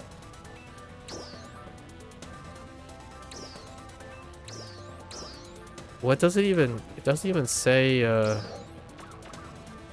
no, maybe it's not. Pretty sure this is it. It doesn't even say what you need. I clearly don't have whatever it is that you need. They said it's materials and Maceta, but I guess we'll have to do. We'll have to look into that at some point. All right. Let's see what the Ajax is. We'll just use like a bunch of units that we just have. We have so many copies, like we gotta empty this.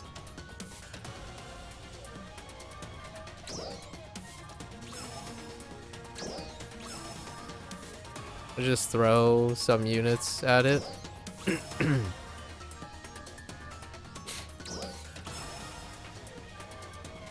No enhancement bonus though. A success. Sure. 92. How much does it take to limit break this?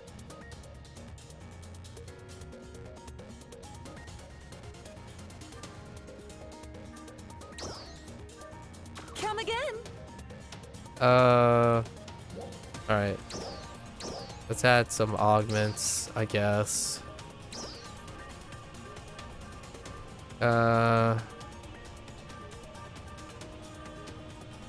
Let's just do text specific, right?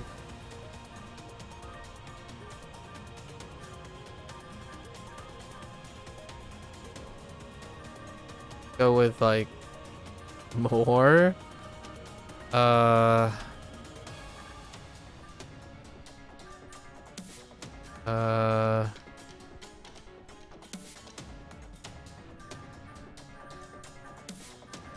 Sure. Are these 80%? They're 80%. Okay.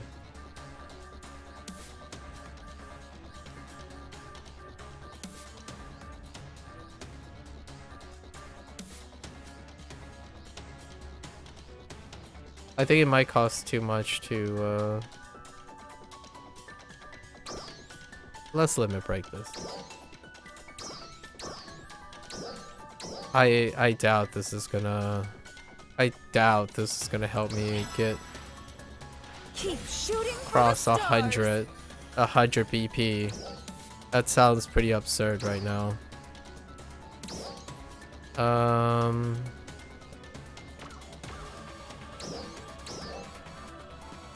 Let's throw more units at it.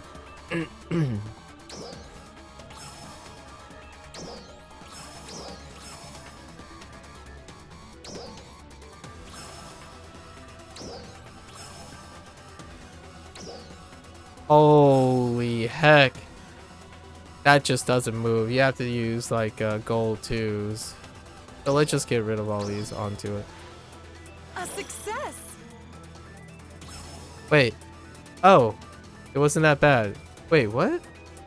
Why did it just go straight to 60? I'm a pep. Come again. Probably. I must have misread that. It's fine. You can limit break it again? Oh yeah, that's just the first limit break. Thanks for stopping by. They're double limit breaks.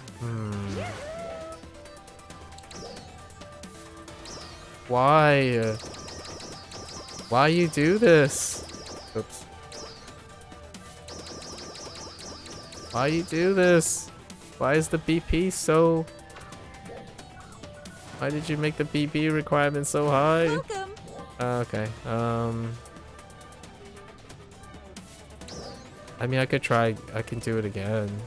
See how much XP it requires. Probably requires a lot. 70 is ridiculous. Let's just test. Activity confirmed. Please deploy to Central Alpha and repel it. We're counting on you. Yikes. Okay. Yeah. Yeah, let's just get rid of all this like backlog that we have. It would be kind of nice to have like a success. Enhancement bonus. I should have been ready for this.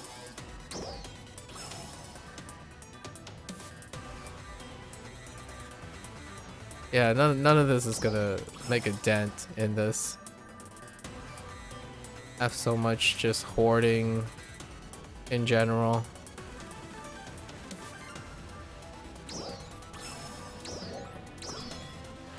Okay, let's see how much the the gold 2s, like these things.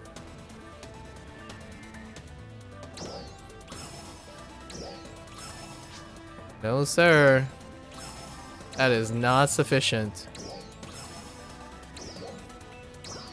Let's just pump it by 1 level. A success. Just 1 level.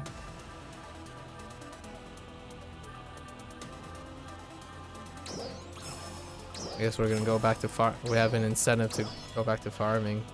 A success. That increase is not that great. Alright, so let's I was kind of hoping to get it to 7 slots so I can do the augment all at once with the bonus item, but let's just do 6 and see where it gets me. So we'll do a tech specific one. I guess. This is fine.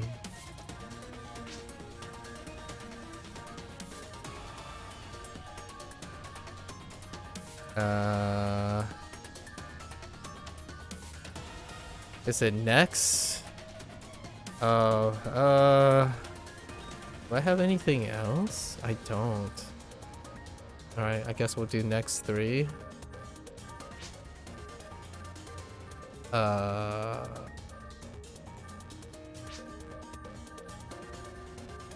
Souls are passed. What are these? Oh. No, we're gonna hold on to, no, those are souls too. Secreta? No, no Secreta. Notes? What type of notes can we use? Just blanket notes?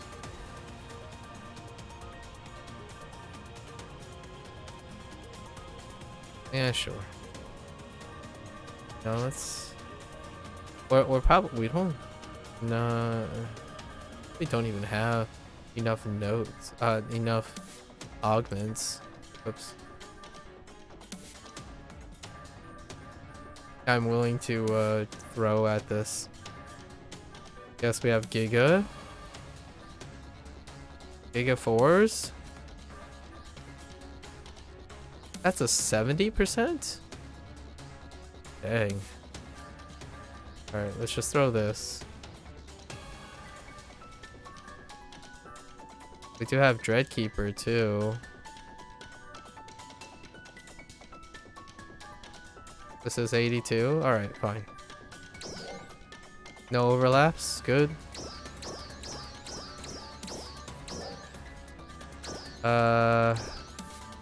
Where's my 20%?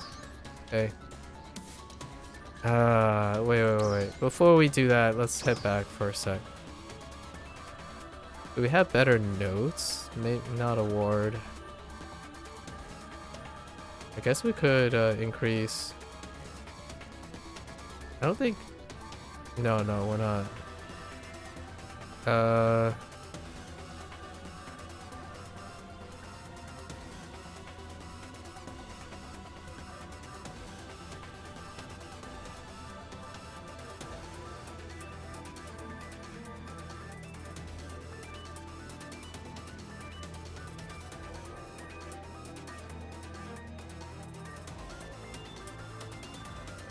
I mean, I guess I could put in secret. I'm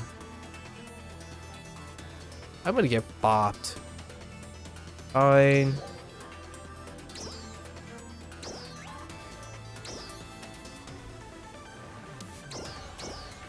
Fine. Do the 20%. Let's go. A great success. Come again. Where am I? 3540.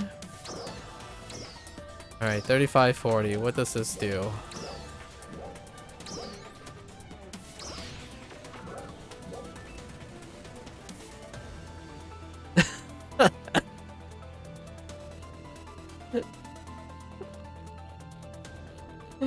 It's 15 BP.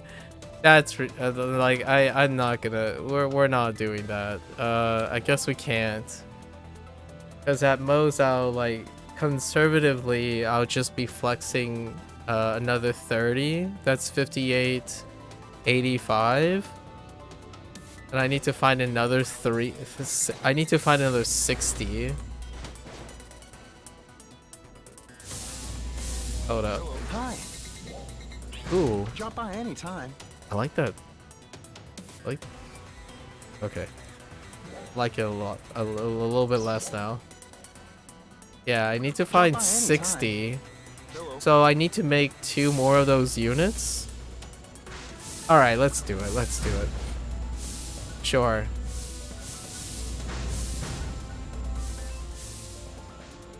The Alto Secreta is gonna, like, whomp me in the face, though.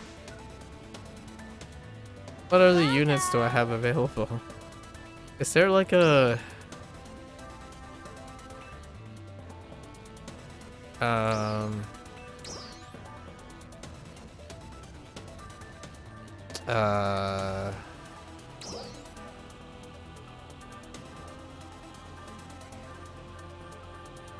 Is Ajax really the only...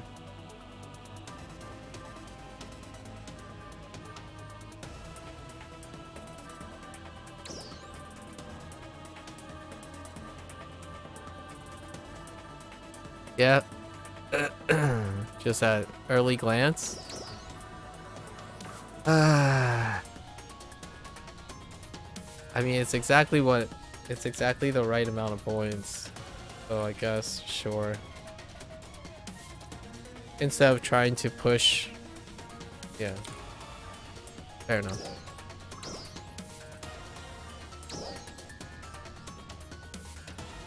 I'm a Scrooge when it comes to these things, so I'm usually not on top of things when it comes to See you later. the really peak performance stuff. Not really. I'm a big Scrooge. Welcome. So we only need one limit break. Keep shooting for the stars. Keep shooting for the I stars. might actually be I'm thinking I might be 2 power points shy, but we'll see. We'll see. At the end of this, I have this distinct feeling I'm 2 power points shy.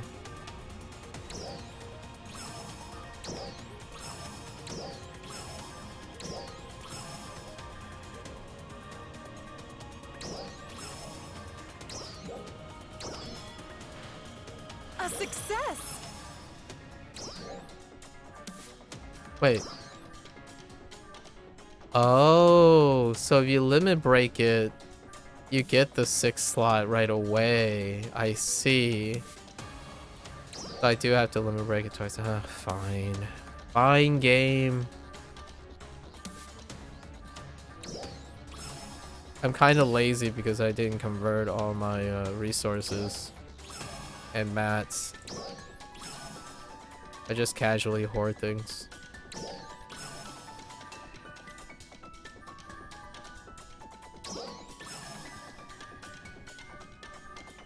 Casually hoarding things all the time. A success. Alright, fine. So do I have yeah, I do. It's fine. Keep shooting for the stars. Oh. You have to get to level 61 for Come again. the slot too. Okay, fair enough. This has become a very expensive... This has become a very expensive endeavor just to get my face smashed in, probably.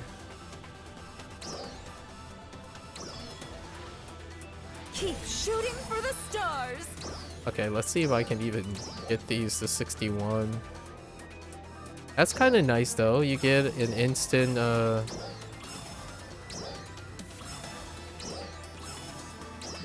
just for one level, I think. A success. I hope I didn't mess this up.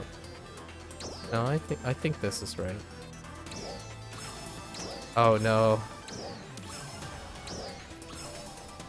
I don't have enough points. A great success. Yeah, you get the 6 augment slot at 61.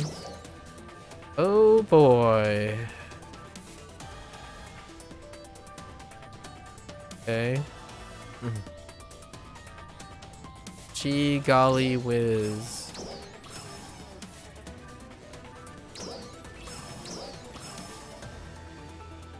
Finding points.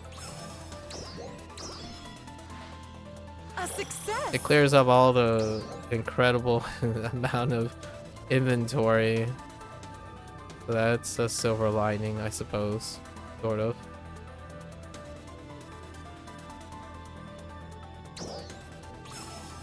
Why are these even here? What the heck? What have I done?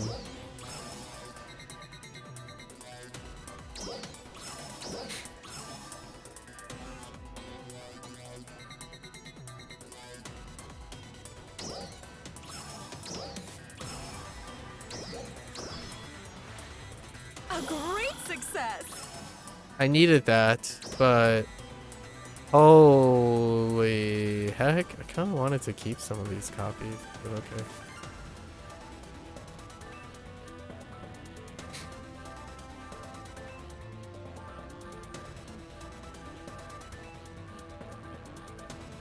Need to unlock some of these.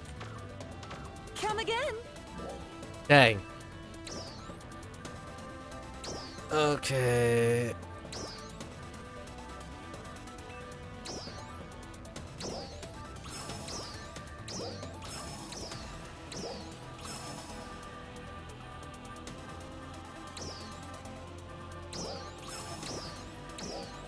We have just enough.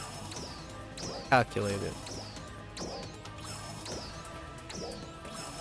One day I'll sit down and like, one day I'll min-max myself to the top, you know? One day. We're always just barely skirting on by.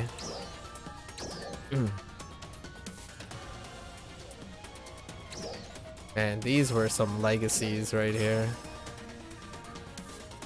So were these.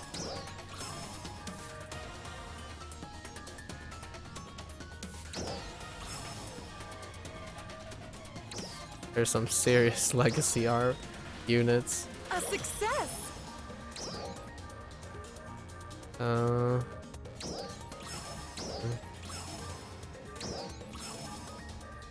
Scrapping as many things I can, I suppose.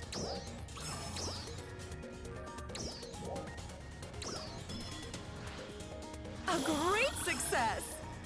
Wow. Feels weird, man. Alright.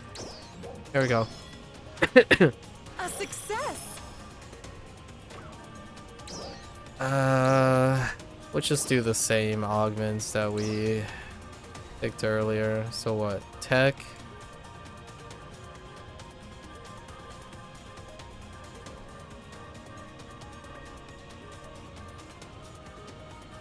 Range tech.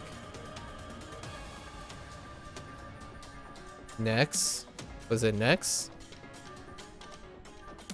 Yes.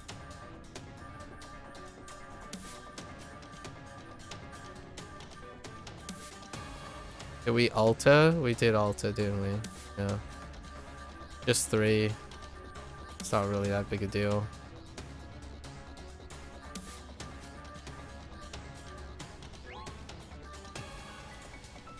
That kind of hurts. The Giga. Okay.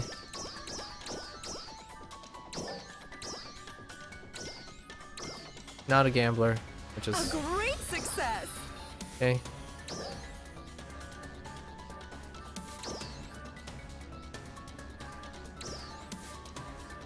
Same deal. Things I'm alright at spending just to meet the BP requirements. Overgearing is not my thing.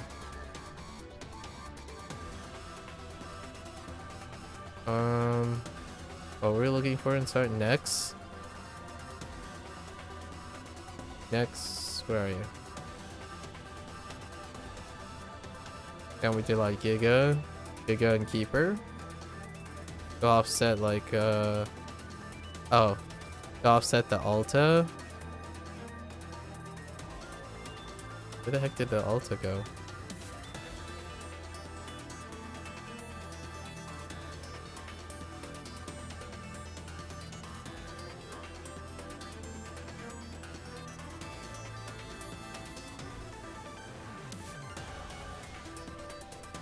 Where's the Keeper?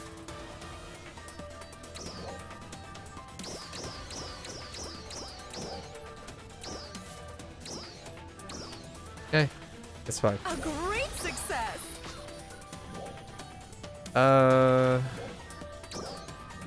This should be exact. Oh, why you be going in that order, man? No. Oh my gosh. I need help. I guess I can do a weapon too. A weapon change? Oh my gosh, dude. I wasn't ready for this. I didn't think I was gonna do this today. 58, 3586. I need 30 points. I totally miscalculated. That's not even close.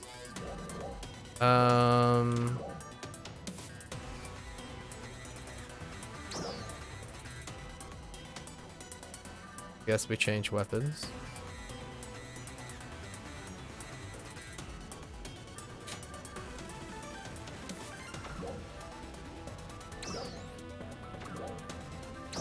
Alright.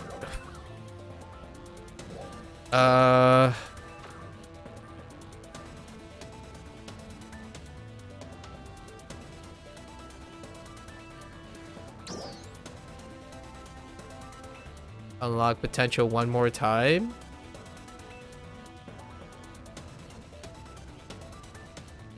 How much does that even give me? I mean, 60. That's fine. It is max. I doubt this is enough. It just keeps getting stronger. 3596. I need to find 9 more battle power. All right.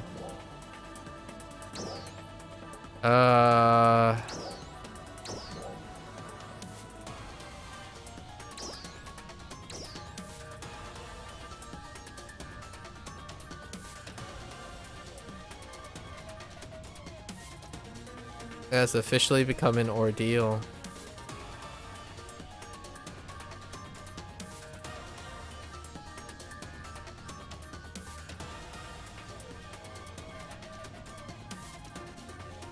And these are just my spare, like, I unlocked just my spare thing.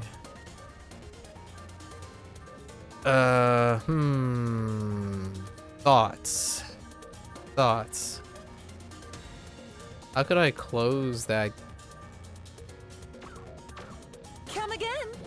Pretty sure each level is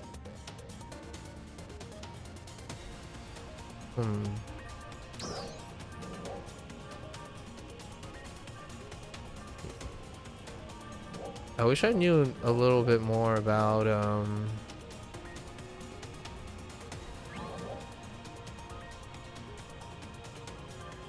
how much each point is.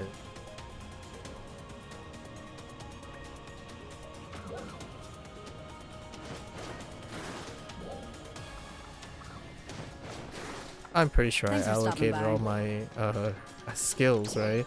Sometimes I forget that I don't allocate most of my skill points. Okay. Come by anytime, okay? I really wanted to show, I really wanted to sample.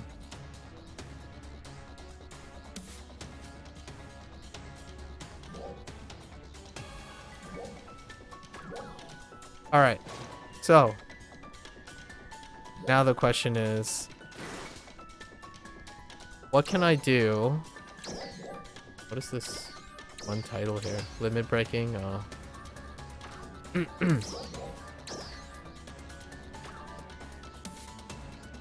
Oh, there's one last mission thing, right? 1, 2, 3, 4, 5, 6.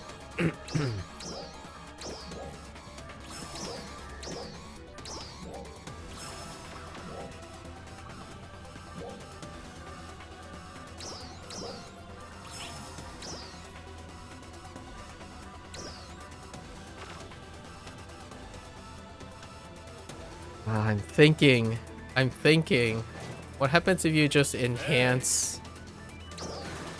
What if you just enhance this thing, right? Is it hard? Oh no, wait, we don't even know how to. We don't even know what the, like, the object or the material. I clearly don't have it. Ooh.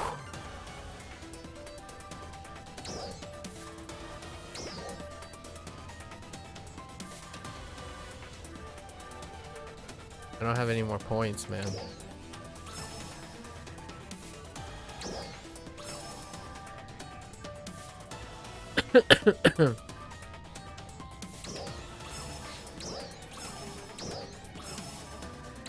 Let's find out how many points you get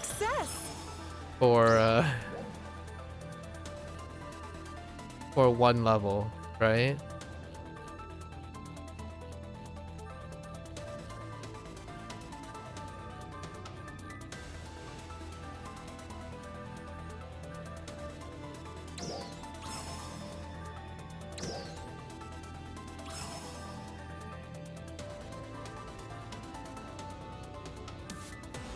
I just don't have anything else, really.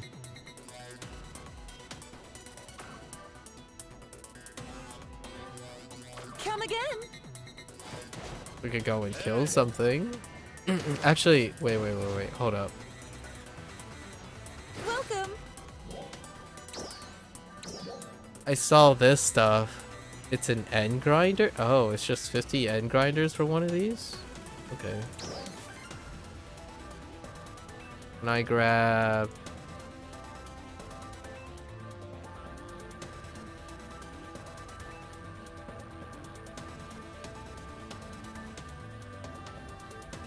This is... All I want to see is, I'm just grabbing enough to see what is one level. So 3596, right?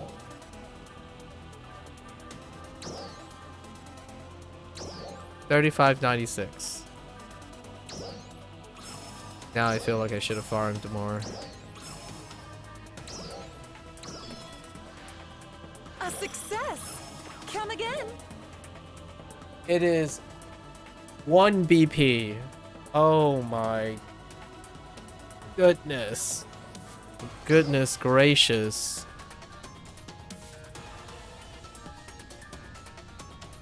Okay. How about... I can think of one more thing to do. And I didn't really want it to do this, but...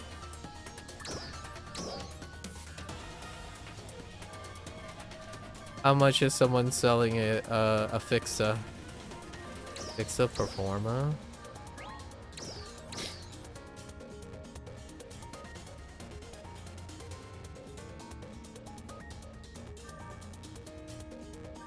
This is passive speed.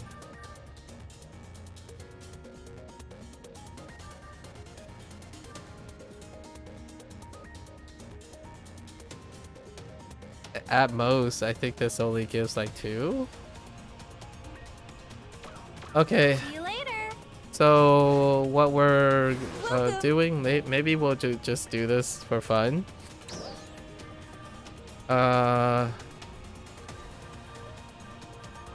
So obviously there are 8. This goes up to 70, right? So if we distribute, Come again. we need 8 points. So what we can do is actually, wait, hold up. What level are you on? Oh, that's way too much. So what? We level up 8 times. How hard could it be, right? Come again. Famous last words. Alright. Let's get a little help here.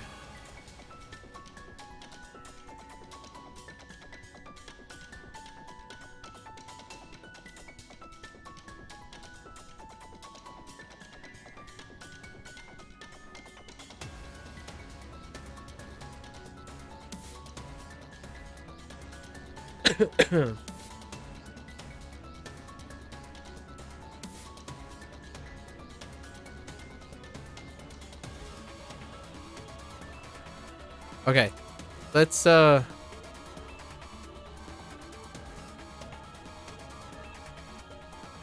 man, I should have done that Sonic collab. Quest a lot more. Okay. Alright. Let's see how long it takes. What is this? Oh. Alright. We'll do this for a little bit. Since, and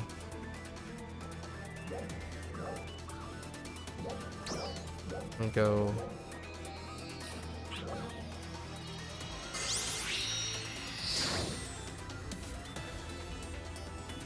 But it's like 20.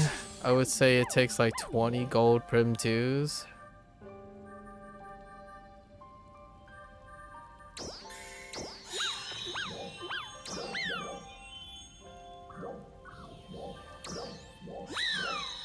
Gotta be Vanford. Or maybe Rizal. I don't know which one's faster. I typically feel like Vanford's faster, but...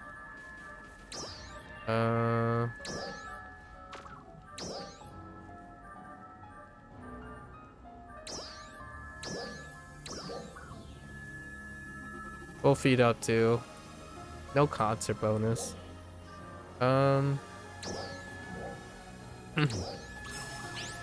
Vanford it is.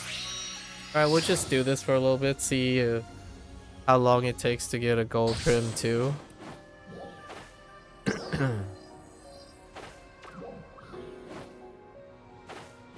If it takes too long, we'll have to come back to this. I'll do it the following week maybe or something. I'd probably get slapped really hard in it anyways, but okay. I don't think any of the yellow triggers provide 2s.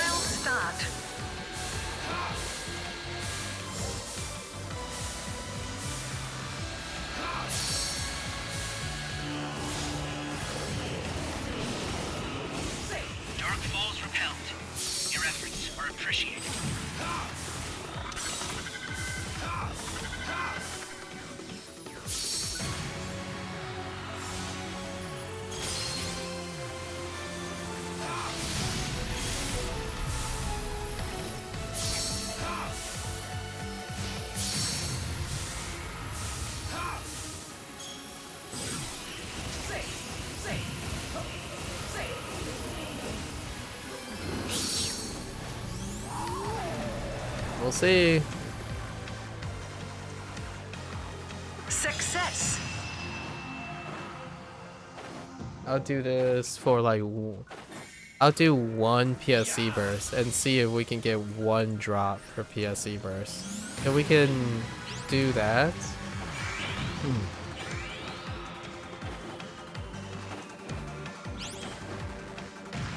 It might not be too bad.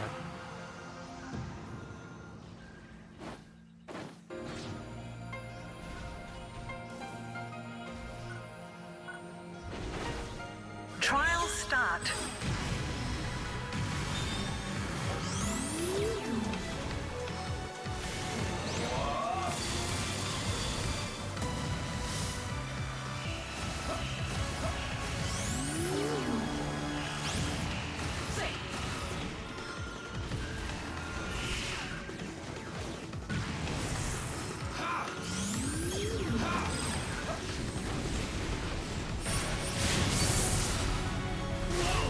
Oh.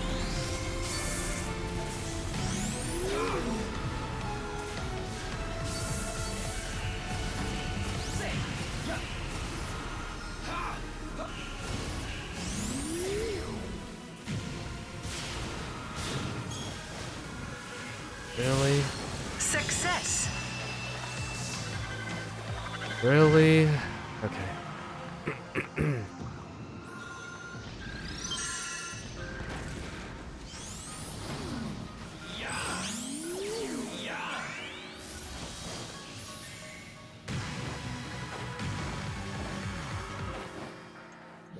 Wait, what's my 5.5? Okay.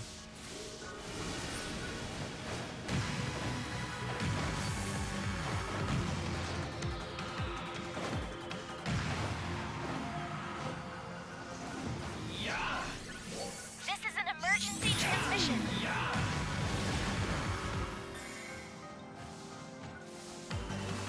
Trial start.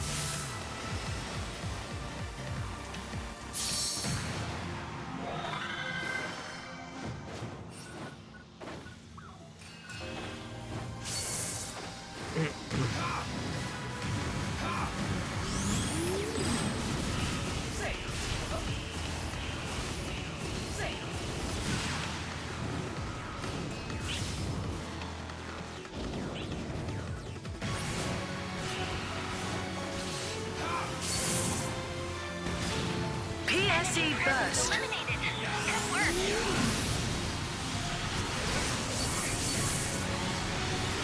Success.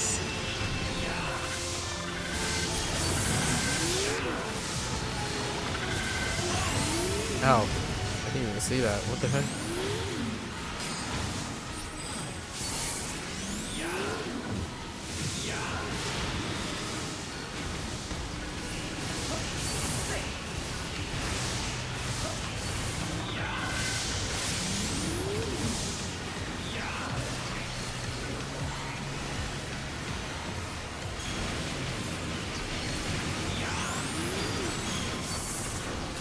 Good try, my friend. Good try.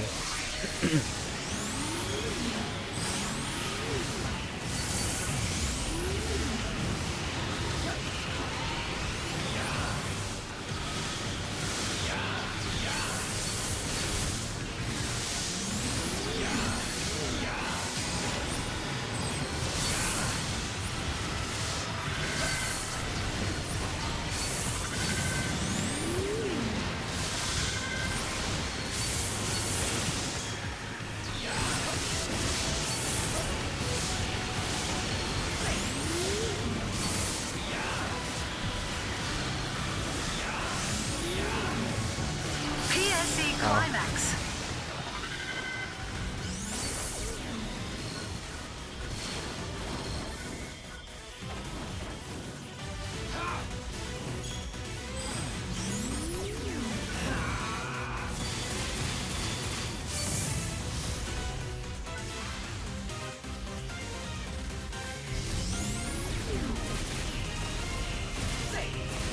PSE encore. Okay.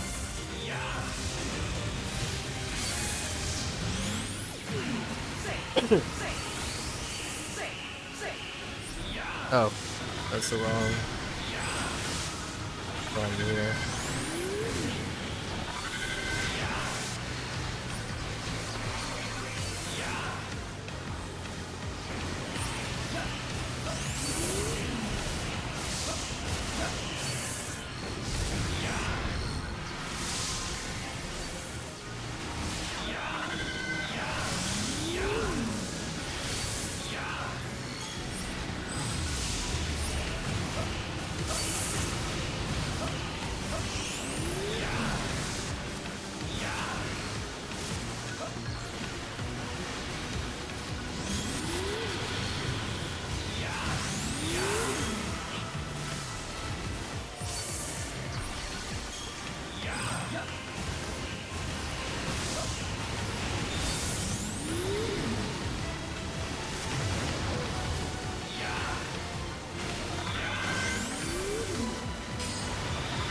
Good try, buddy. Good try.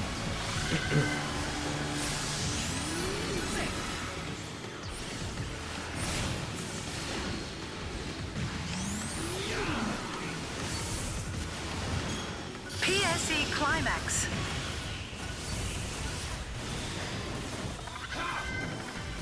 Oops.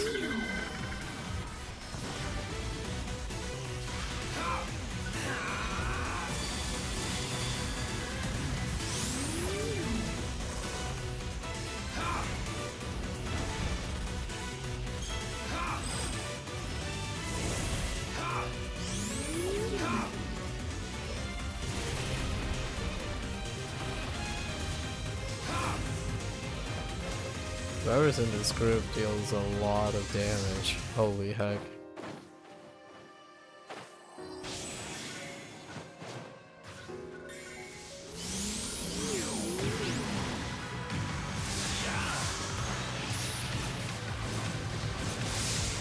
E?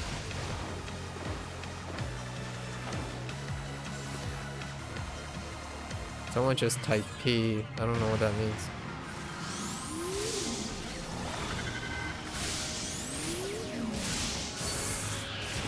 Doll's presence detected. Look out!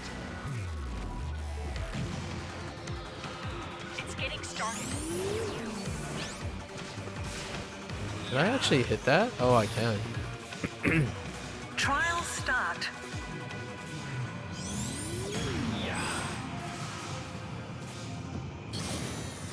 That's kind of cool. I didn't realize I could do that far up.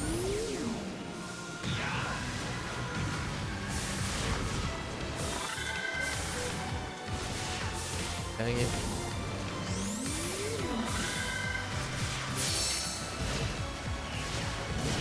Oh, wait.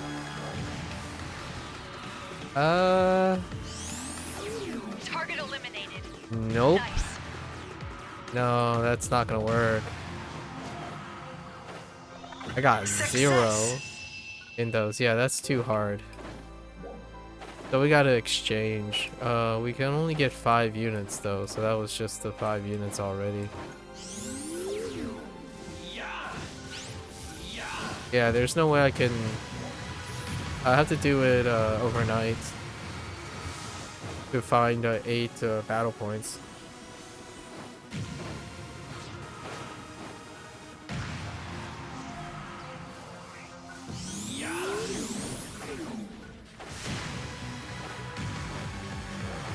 Yeah, like to didn't even pick up 1 in all of that.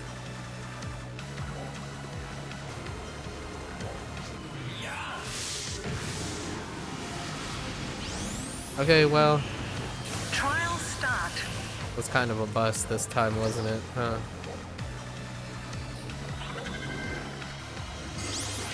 There's also they also added camos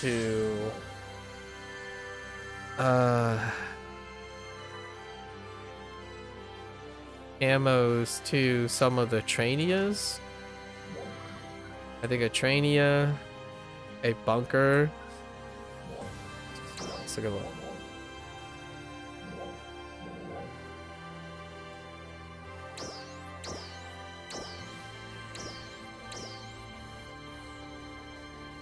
Or maybe not.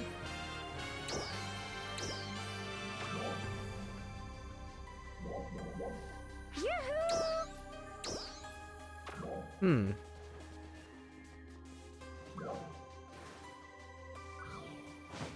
No, I am curious about one thing.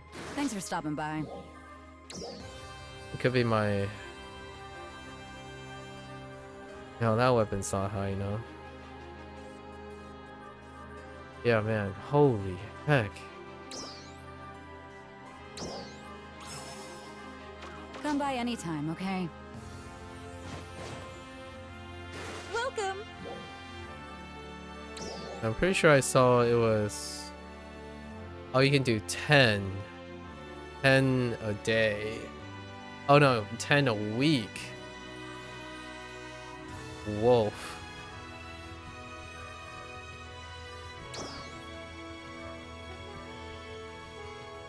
Can't be helped. Got nothing left.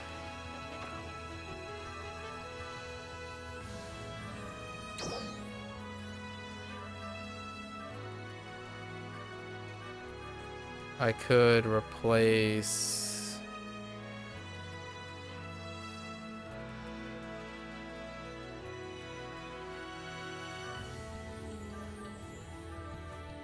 No. Well, we tried.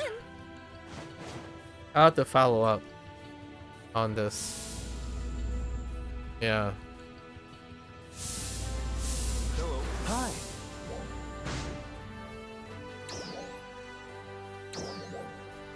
Three.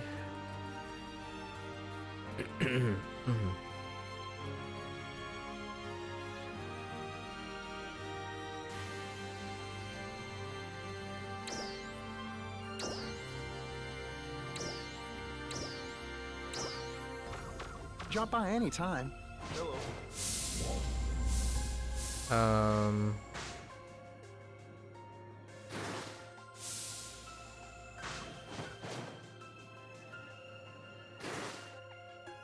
Welcome.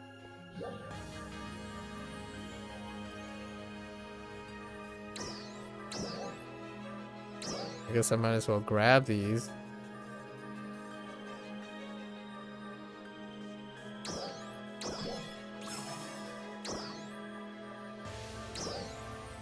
How much does this get me from one level?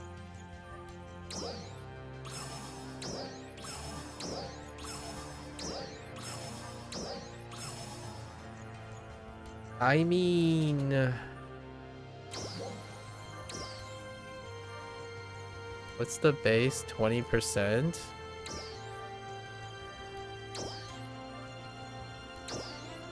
Sometimes lucky? 20%. Ready, set, go. A success. Rip.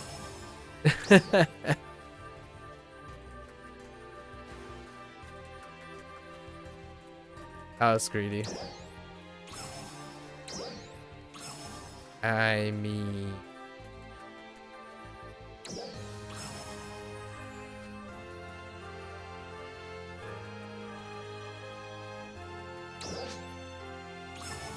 Second time where it's unlucky. 40%? A success. Rip. Yeah, that's gonna take too long. So I would need to get a great success with 5 units. 8.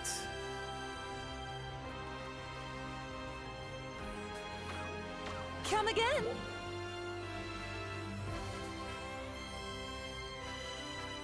I need to collect 30 units and have to land great successes on all of them. Yep. Welcome. Maybe we'll showcase the Lucille exploration at another time. So there you are. I can't make a comment on it because of unfortunate battle power capping, which this has happened before, but it's been a while since that happened.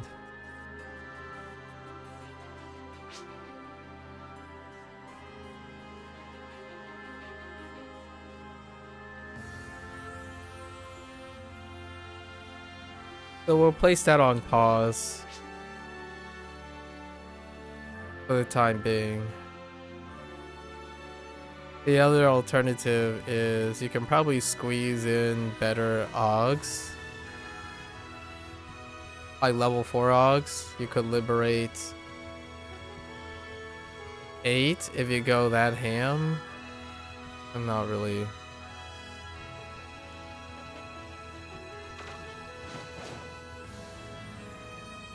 Hold up. Let's see what happens when you step up an AUG. Welcome. I need to know these information at some point, so what happens if you step up an AUG?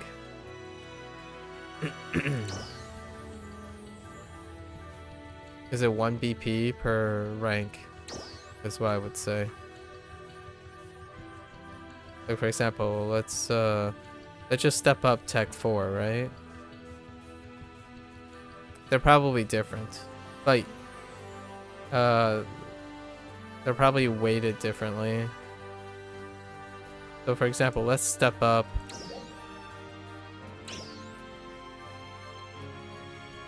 Tech 4. 80%? Sure, let's go. A great success. Okay. Come again. It's 1 battle point.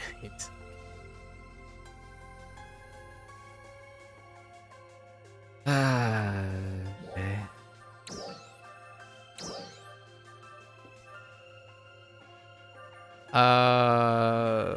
We can step up the soul.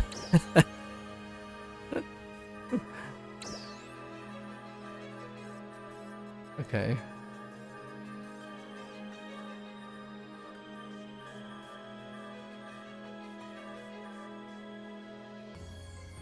Okay, what happens is if it's just 1 step up, right?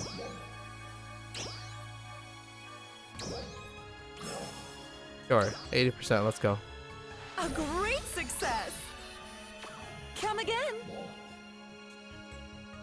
Okay, you get 2 battle points for that.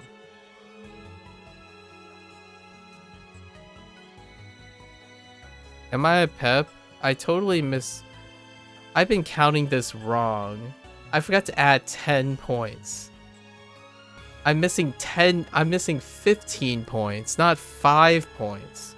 And I was missing 18 points, not 8. I'm such a pep. Okay, so I would need so much more than what I have. It's not even close. Liberating 15 is incredibly tough.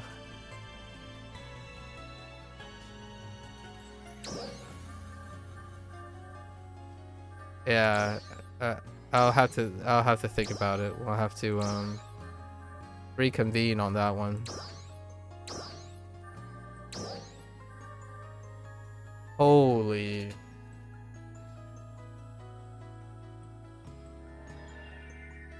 Eight. So we have available what? 18, 26. Oh, 24. 18, 24, 24, 30 BP right there. They'll take an act of Congress to acquire enough enhancement points. That's absurd. Alright, well, let's wrap it up today by looking at creative spaces. I've yet to work on my own creative space. Still in the brainstorming situation, so let's go collect Genesis points while actually we can do these. Limited time task too. This we just go to her store. Hello, hello. Oh, there, Archie. I think it's here. Do you have... That's not bad. Is there an exchange limit? 20 a week. That's... Oh. Interesting. I see. Okay, so they have 4... Okay. That's not too bad either. We could probably step up. Let's just see how much the parts are worth. But I don't know if she has new parts. Or we have new parts yet. What's the next task? Not PSO2 day. Yeah, it's the same tasks. So let's just go to our creative space, which I reset back to default for the time being. Did they just add another rental space? I think I added a 3rd rental space. Or like a 3rd extra. Enter edit mode. What is that? Middle mouse button.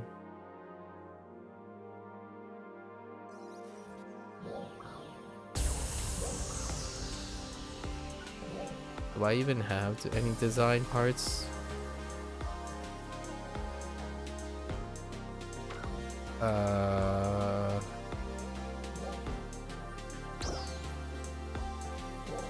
That's not it. That's not it.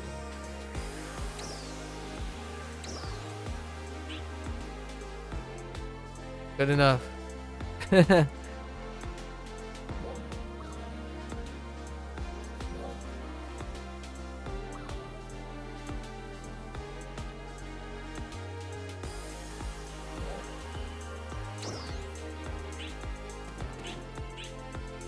Dang you! Hold.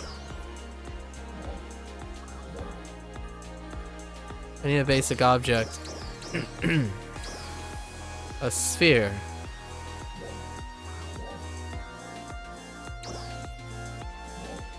I like to plan things out before I do these type of pieces, so I'm still in the process of planning the stuff. Gonna be doing this in October sometime. Go to featured. Okay. I won't be building anything until then.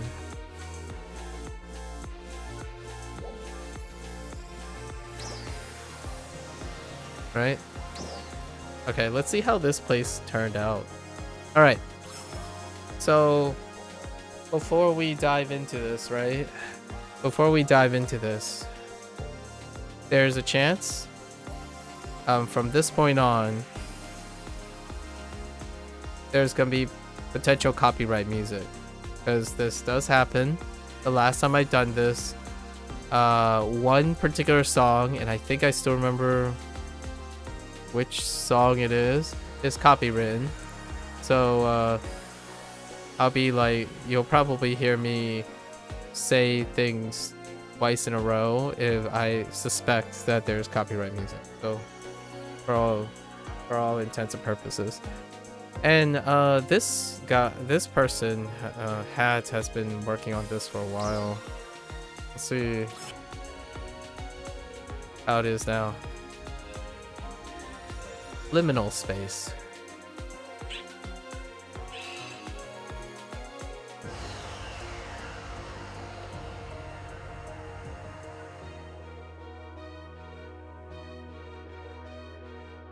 Interesting. Okay.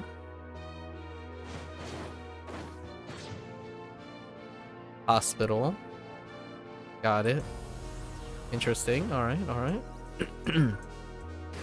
Oh yeah, it's still pretty bare bones. I do like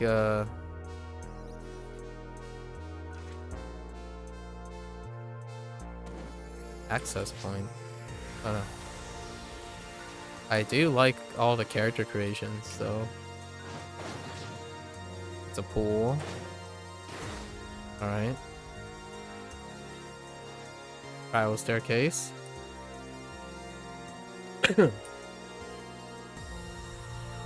Okay. And the characters this player created, though, pretty nice. All right. Definitely a work in progress. Nothing over there. Closed off the area. Alright, so far, work in progress. I would say bonus points for the character models. Like the character creation stuff. We'll put this at a 5, right? 5 out of 10. Let's go to the Void Tower by Vanifer.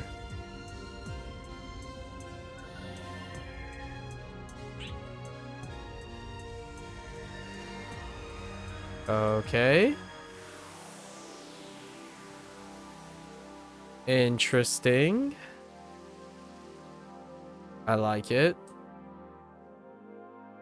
Kind of reminds me of that children's book, Hungry Hungry Caterpillar. Caterpillar. All right. I imagine these are all the looks the player has. Very into purple. Definitely purple and black, for sure. All right. Mountain ranges are all right.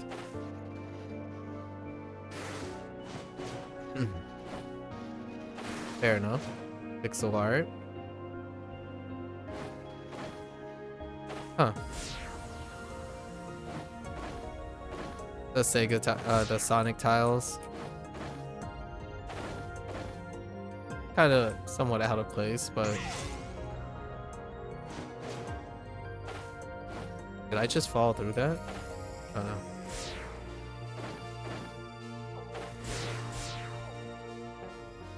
Of course. Waluigi, right? Sorry, Nintendo.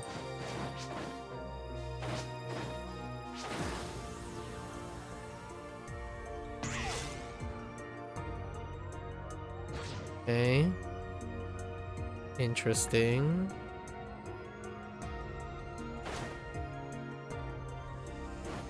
That dude thinks I'm here to get the GP points, but I'm actually just looking at this stuff.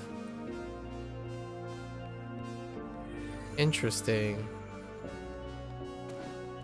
Pool at the bottom, very purple. More spiral staircases. Oh. It's an empty building. I guess this takes us to the top.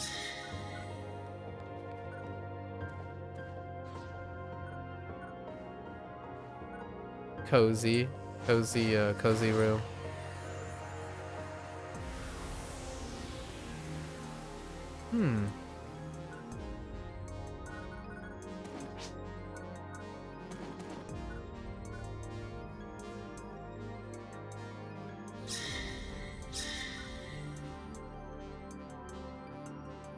Where are we now? Oh no. Where does this go? Ah. The top of the building. Oh.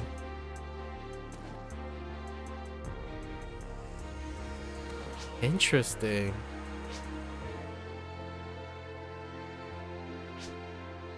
That is very high.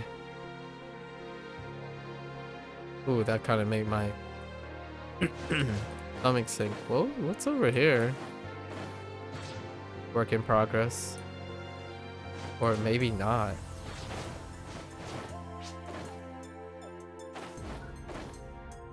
Oh. That's how they're creating the separate rooms. I see. Fair enough.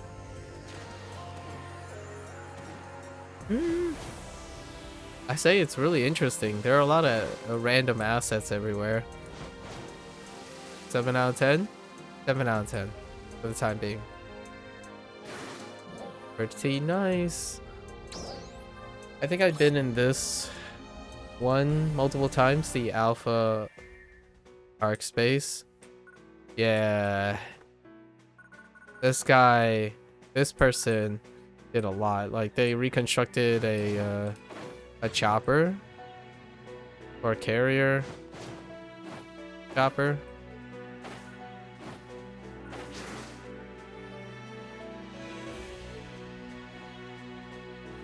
There you go, Wolfbane.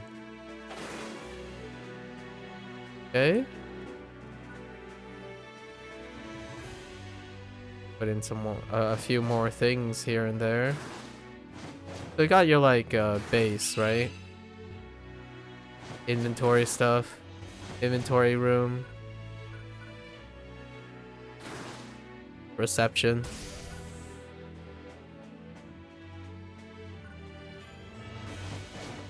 Stuff. What's in here? Empty room. Hallways. Commander Naomi's room. Nice.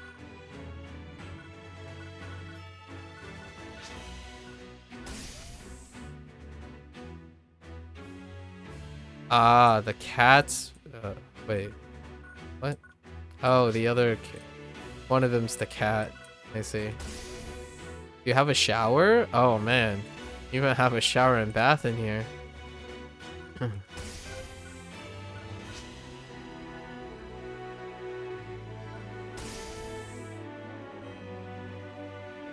Swap it up a little.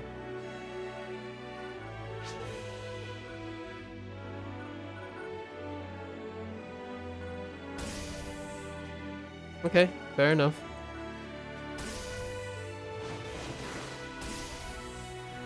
Teleporter.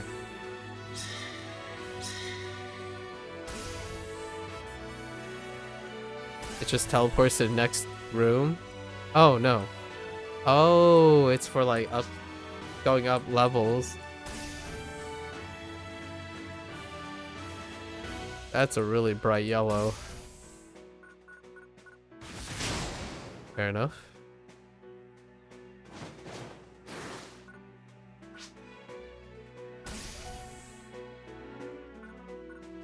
Dang.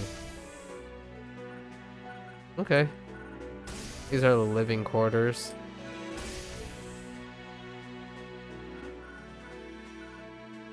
Not bad, not bad. I dig it.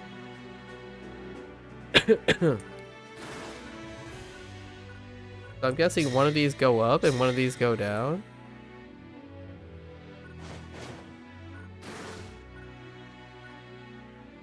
I think we've been here already. Or... okay, it's just one way. So... where does this lead?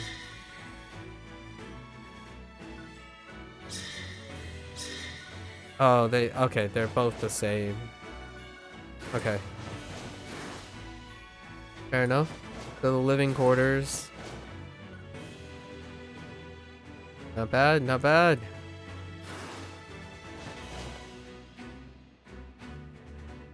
Really does feel like a... is this an infirmary? Ah, it looks like an infirmary. Yep. And that's where we came in. That's reception.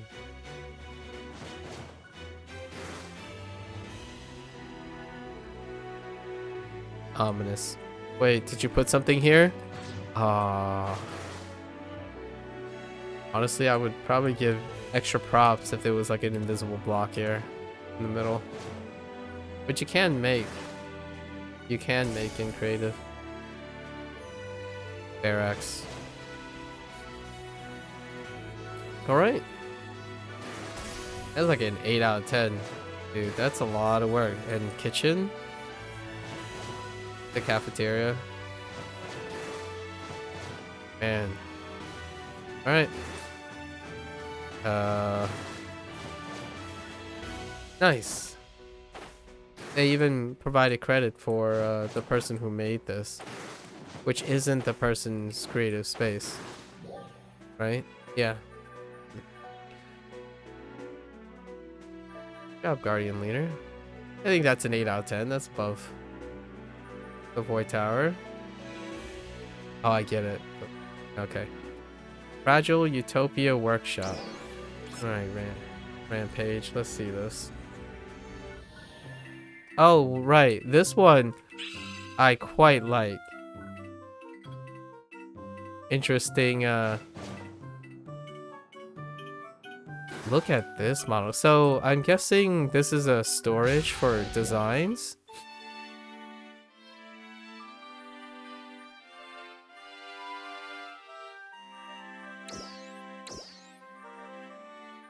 Yeah. Look at this design. Can you actually enter here? Wow.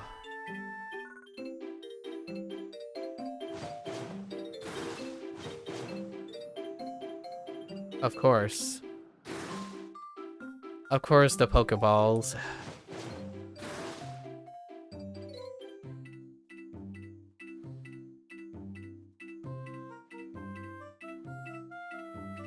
I don't know how I feel about this.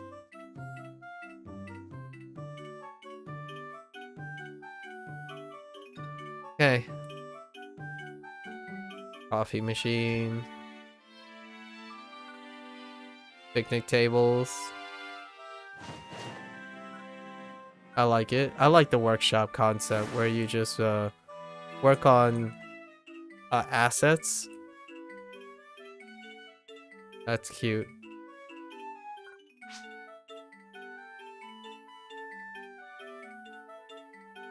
And then a lot of Transformers. Dude, like, look at these. They really like Optimus Prime. There's the with cargo and without cargo, you know? No, that brings up a great question. Does Optimus look different when he has cargo and not cargo when he transforms?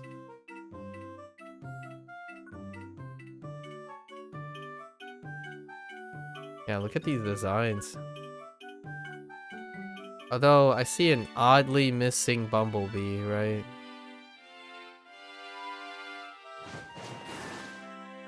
Can you actually go up here? Oh, yes you can.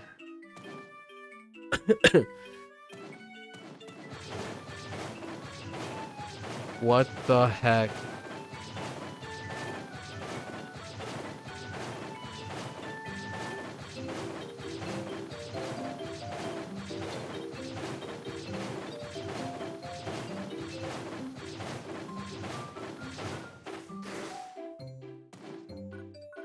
What's this say? Just do it. I see what they did. It's a Shia LaBeouf. Shia LaBeouf reference because Transformers. Does this take you back down? Okay. Does this take you up? Oh. Yeah, does this take you up? I see.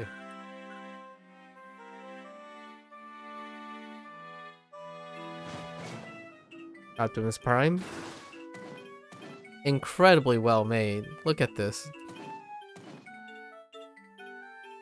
It's a beauty. Very cute. Very cute. Oh no, Disney. Star Destroyer. I forgot what these things are called. B-Wings? Nah, they're not fat enough for it. Yeah, I'm not quite sure.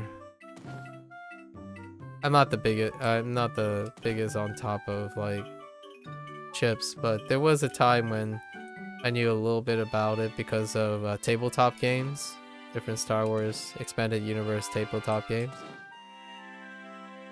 I like how it shows the laser shooting. Dang.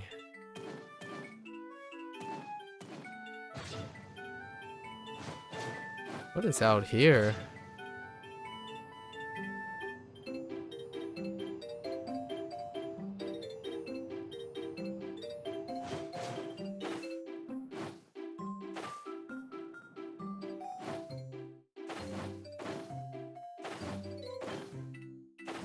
Huh. I'm unsure. That X-Wing, though.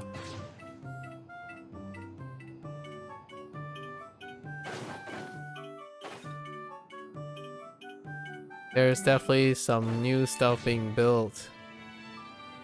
Wait, does this work? Does this slide actually work?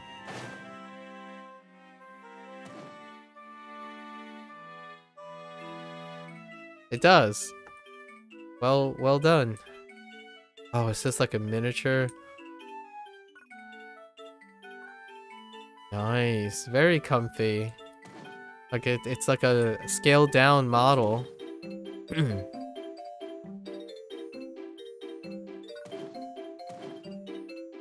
Yeah, this is like a 10 out of 10. It's like a workshop to build assets. It looks like this is a work in progress.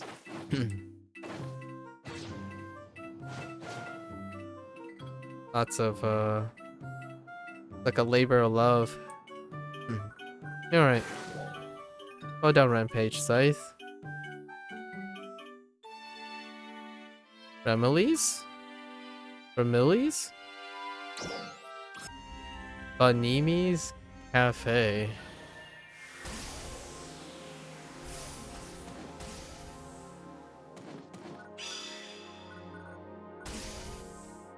Okay. Very cozy. A little low. The roof is a little low. Nice. Very cute little cafe.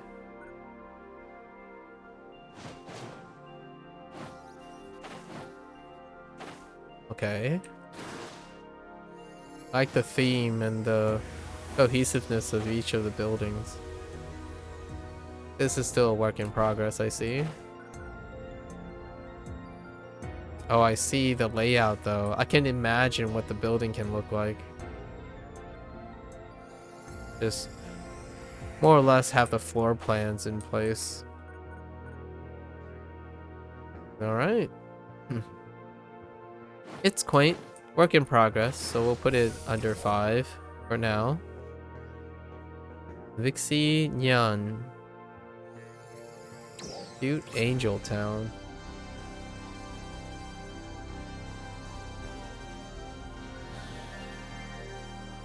Okay. Oh, I am not receptive to that, though.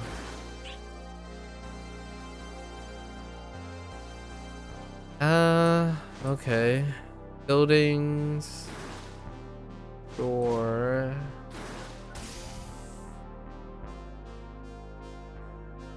Like. Okay.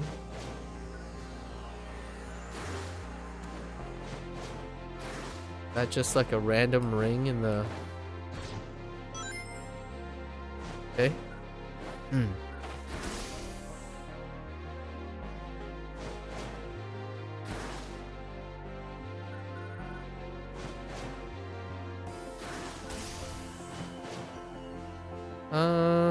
This is alright. It's a little below average from all the other stuff that we've seen. I say, you know, keep at it. I think it's around a 4.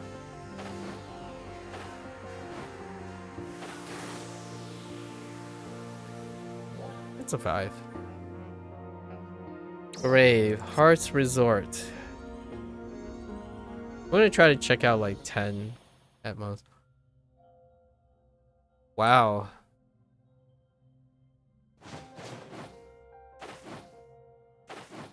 That's so interesting. I like what they... Oh, I like what they did here.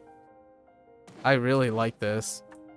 That is a really clever way of using these assets.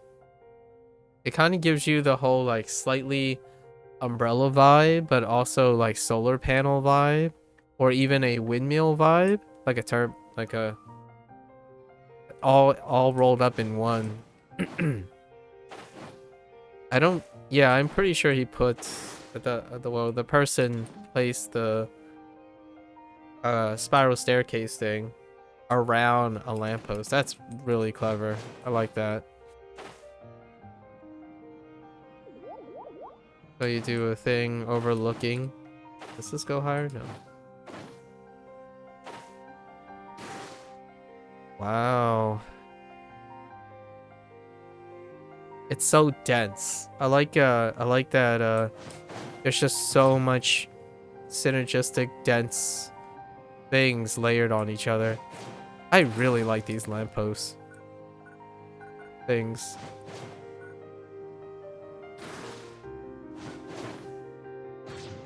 Lots of really wonderful attention to landscaping, layering on landscaping.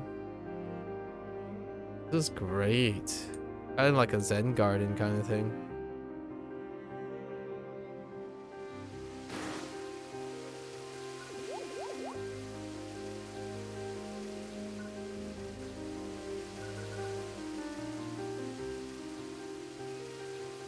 The music helps too, the music choice.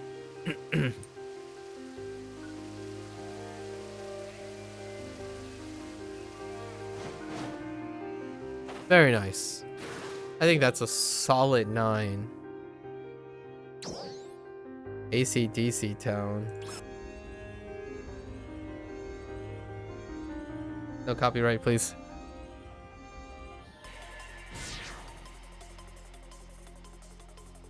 Oh, that type. Take the...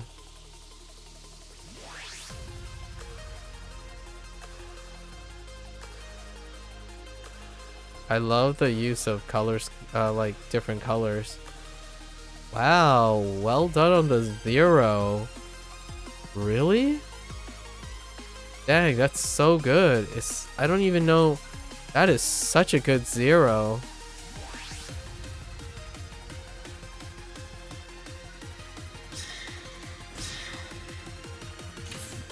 Interesting.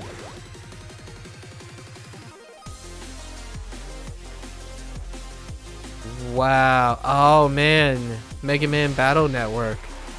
Wow, that is so good. Holy. It's been a really long time since I played Mega Man Battle Network, but that's so good too.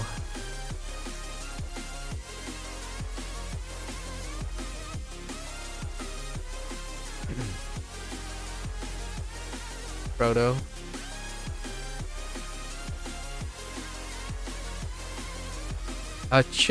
Wow.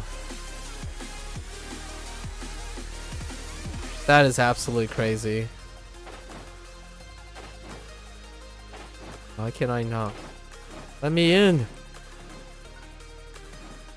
Why can't I get to the backstage? I see Sigma back there.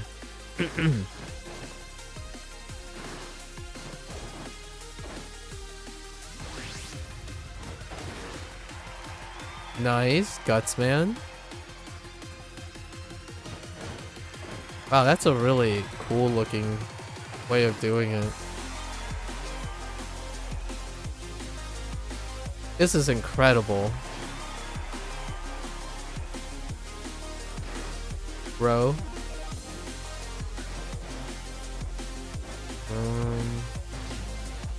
Yeah, I see freaking Sigma back there. I can't get back there.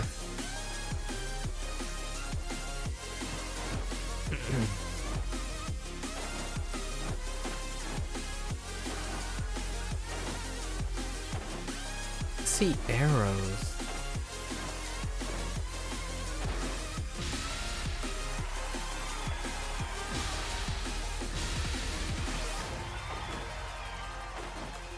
The mechanical references.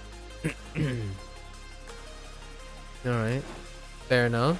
This is incredible already, just this alone. Look at this. It's so appropriate too with the PSO2 NGS assets. Wow. Now I don't even... What's in here? Okay. Alright, we started with...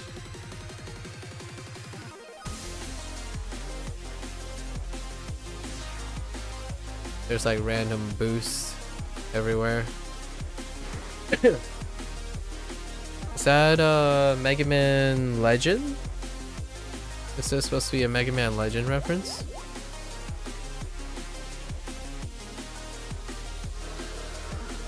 Game over. Oh! Okay.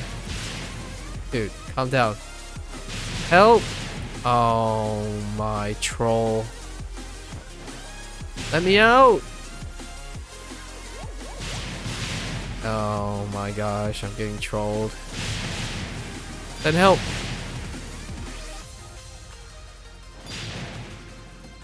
This door doesn't open! Oh, am I supposed to hit this thing maybe?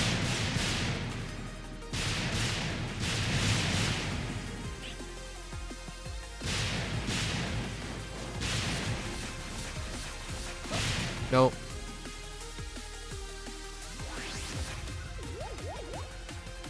Can I, can you let me out?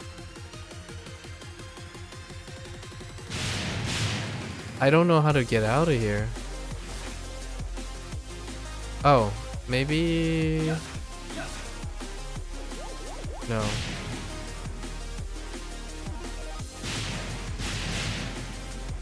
For Pete's sake.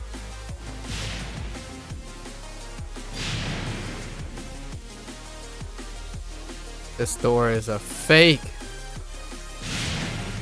Alright, that's a problem though. I don't actually, it's not self-explanatory how I get out of here.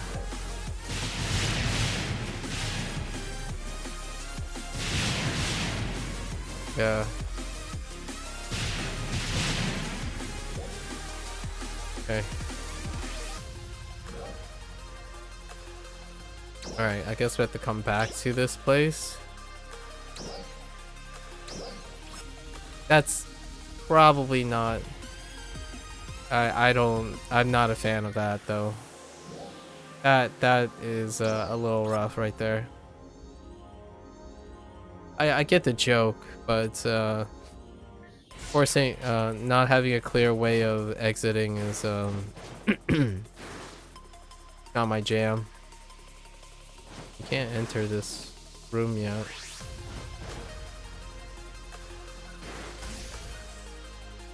Huh. I see. More network stuff.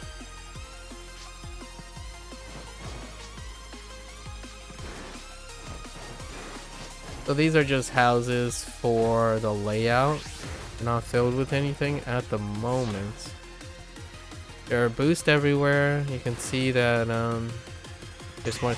I think just the battle network arena alone itself is incredible. 10 out of 10. That last room, not so much, but alright. Calm Danger. Isle of Artemis.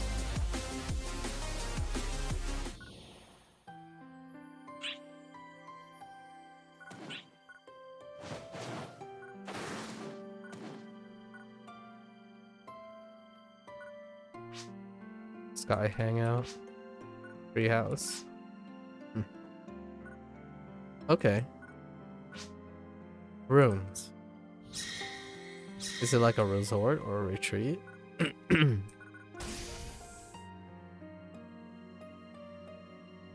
Oh, we are really high up. Fair enough.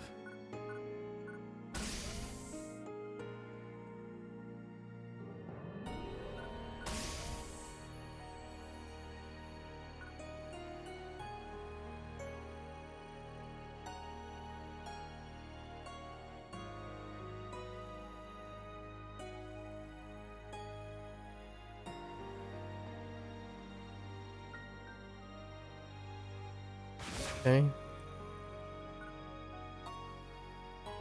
Rooms are okay. Has a really great view. Or like super up overlooking the ocean. That's fantastic. Sky Hangout. That's probably... Aha. Man. That is great. It's like this area still requires a little bit of population. Oh, I see.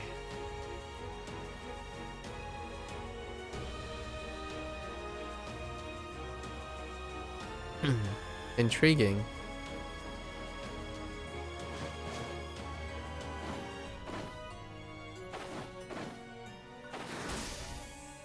Ah, lovely.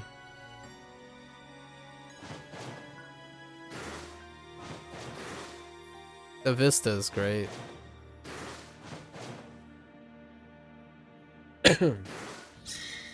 Excuse me. So what was this? The tree house.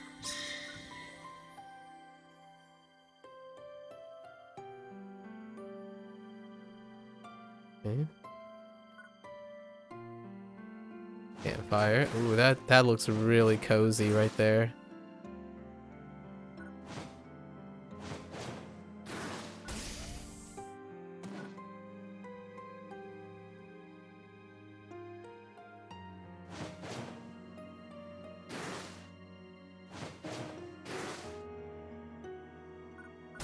Room?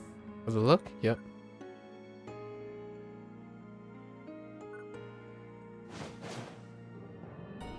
Fair enough.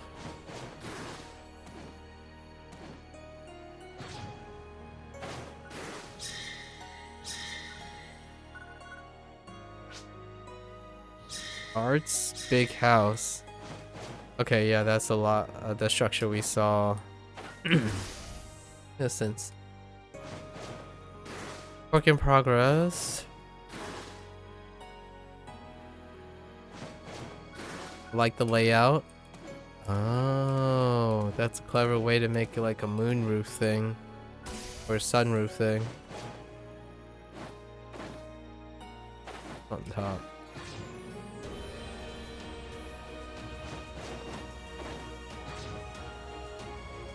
Dang. Alright. It's a solid 7. Solid 7. Do one more. Crap are us. What do you got? Oh, hey, it's this one. Let's see.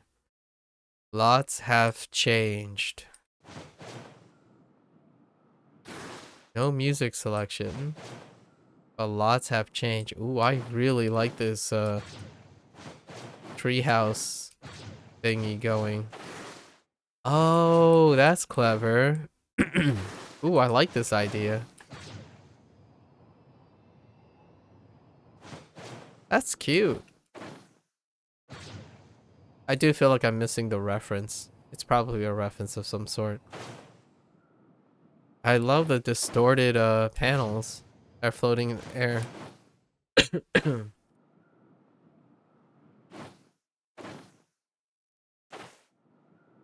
Okay.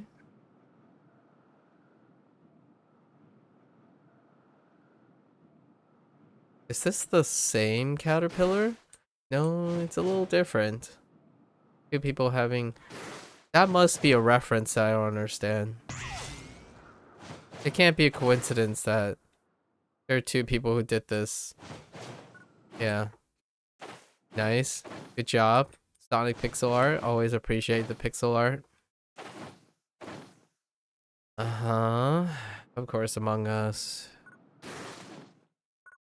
That color scheme reminds me of Quagmire, but obviously I don't think that's what the person's going for. Aw. That's so cute. Wait. How did the person... This must be a standalone asset, right?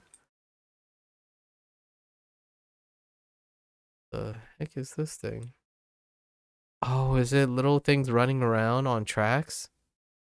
Are those Rappies? I almost feel like there's a Chocobo racing reference here. Obviously, Square Enix property, but... Okay. I see. Something up there. Oh, okay, okay. Huh.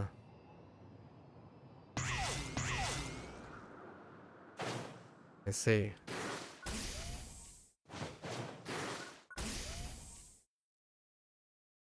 Very nice.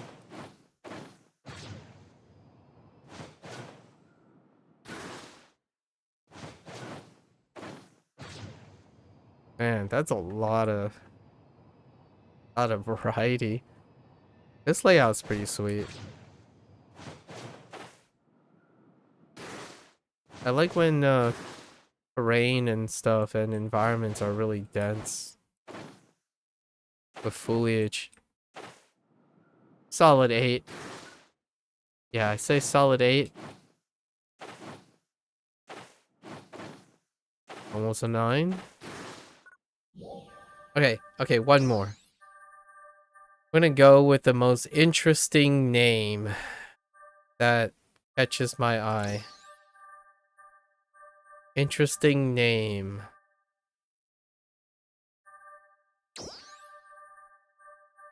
First interesting name.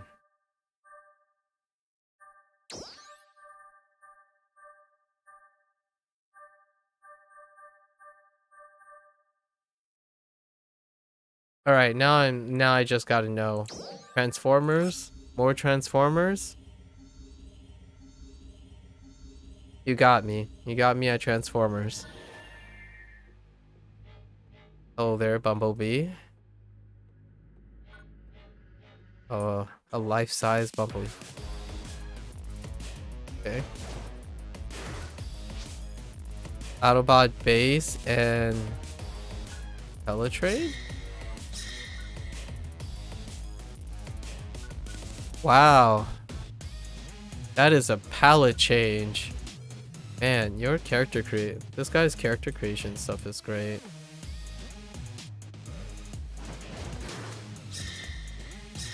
Very, very nice. Metroplex, Fortress Maxima, Omega Supreme, Unicron with interior, and a Decepticon base? Really?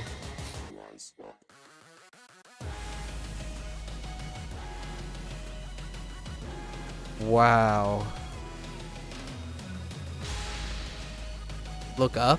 Oh my.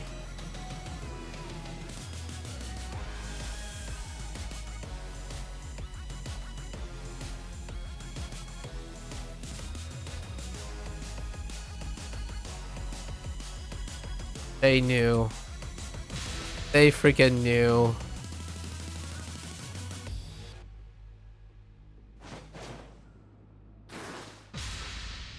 Decepticon base. Okay. Yep. Got your usual suspects. Are they named as well? Yeah, Thundercracker. Starscream, of course. Classic. I am the future Megatron. Yeah, that certainly is Soundwave.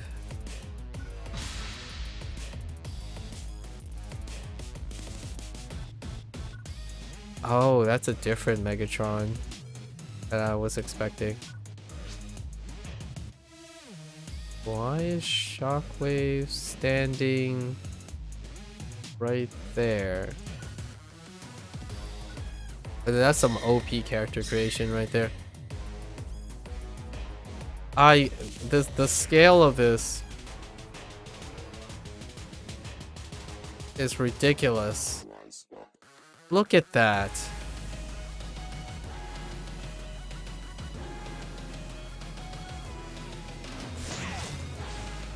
Uh-huh. Wait. That's a cute way of making a button.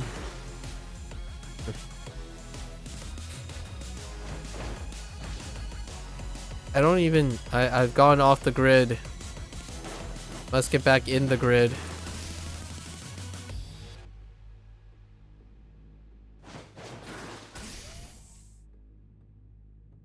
This creative save is absurd.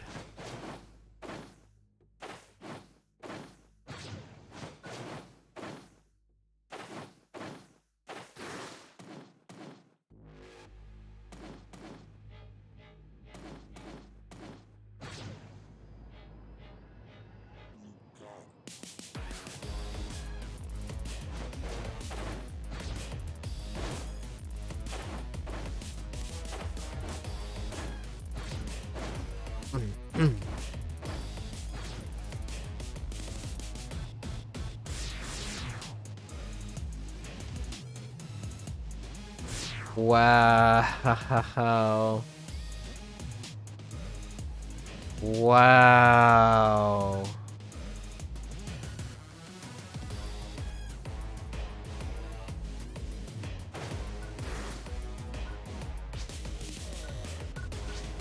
Is that Clonus? Of course. I don't remember what Galvatron looks like.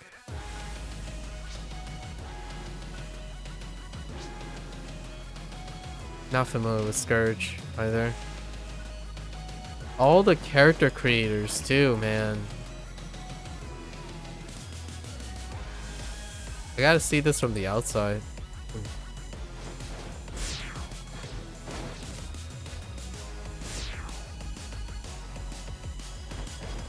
Wait.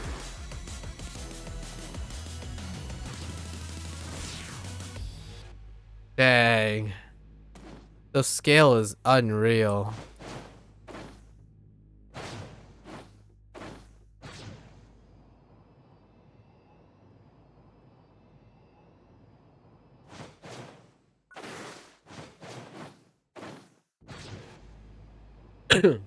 I climb up you?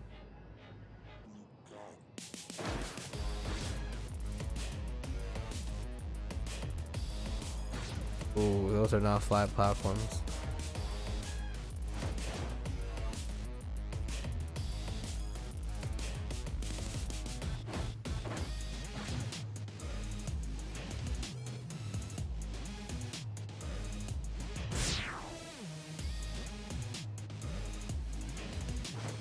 Wait. Wait. Hold.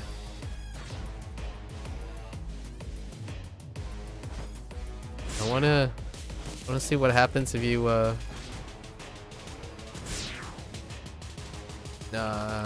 okay.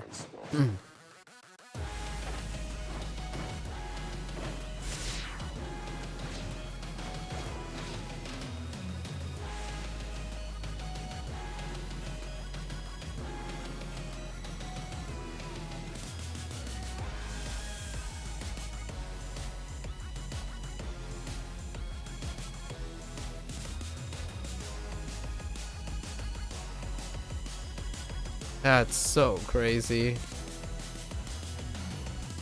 I wanted to get on top of that just to see. Oh wait, can't I like... Oh, maybe I can? Yeah, yeah. No, I can't.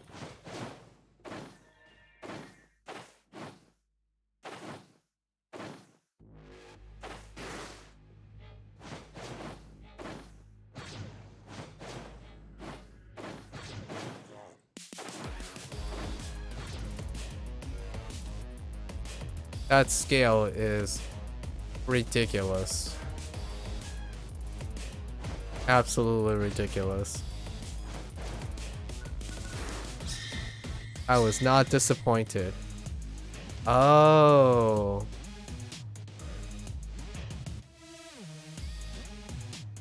Not disappointed. This is more than a 10 out of 10.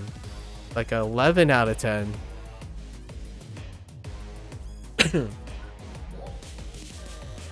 Well played.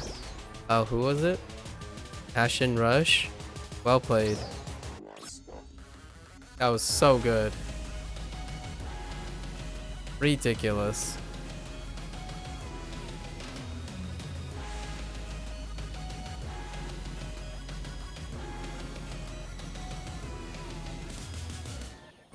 Very appropriate music choice too.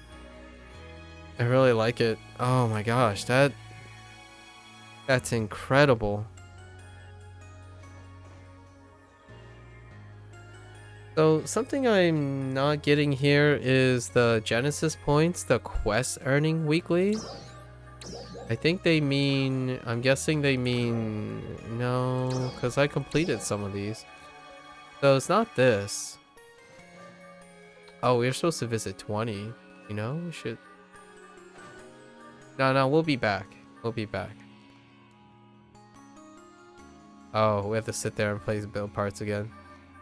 Fine. I really like the workshop idea. That's kind of what I was thinking about for a bit. Man, that last one, that was incredible. You can really build scale. I like the idea of getting really, really big scale. Okay, so here's the deal, right? Let's summarize today.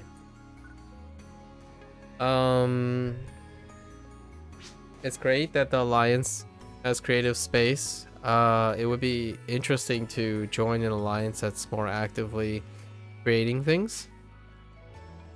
Perhaps I'll consider that.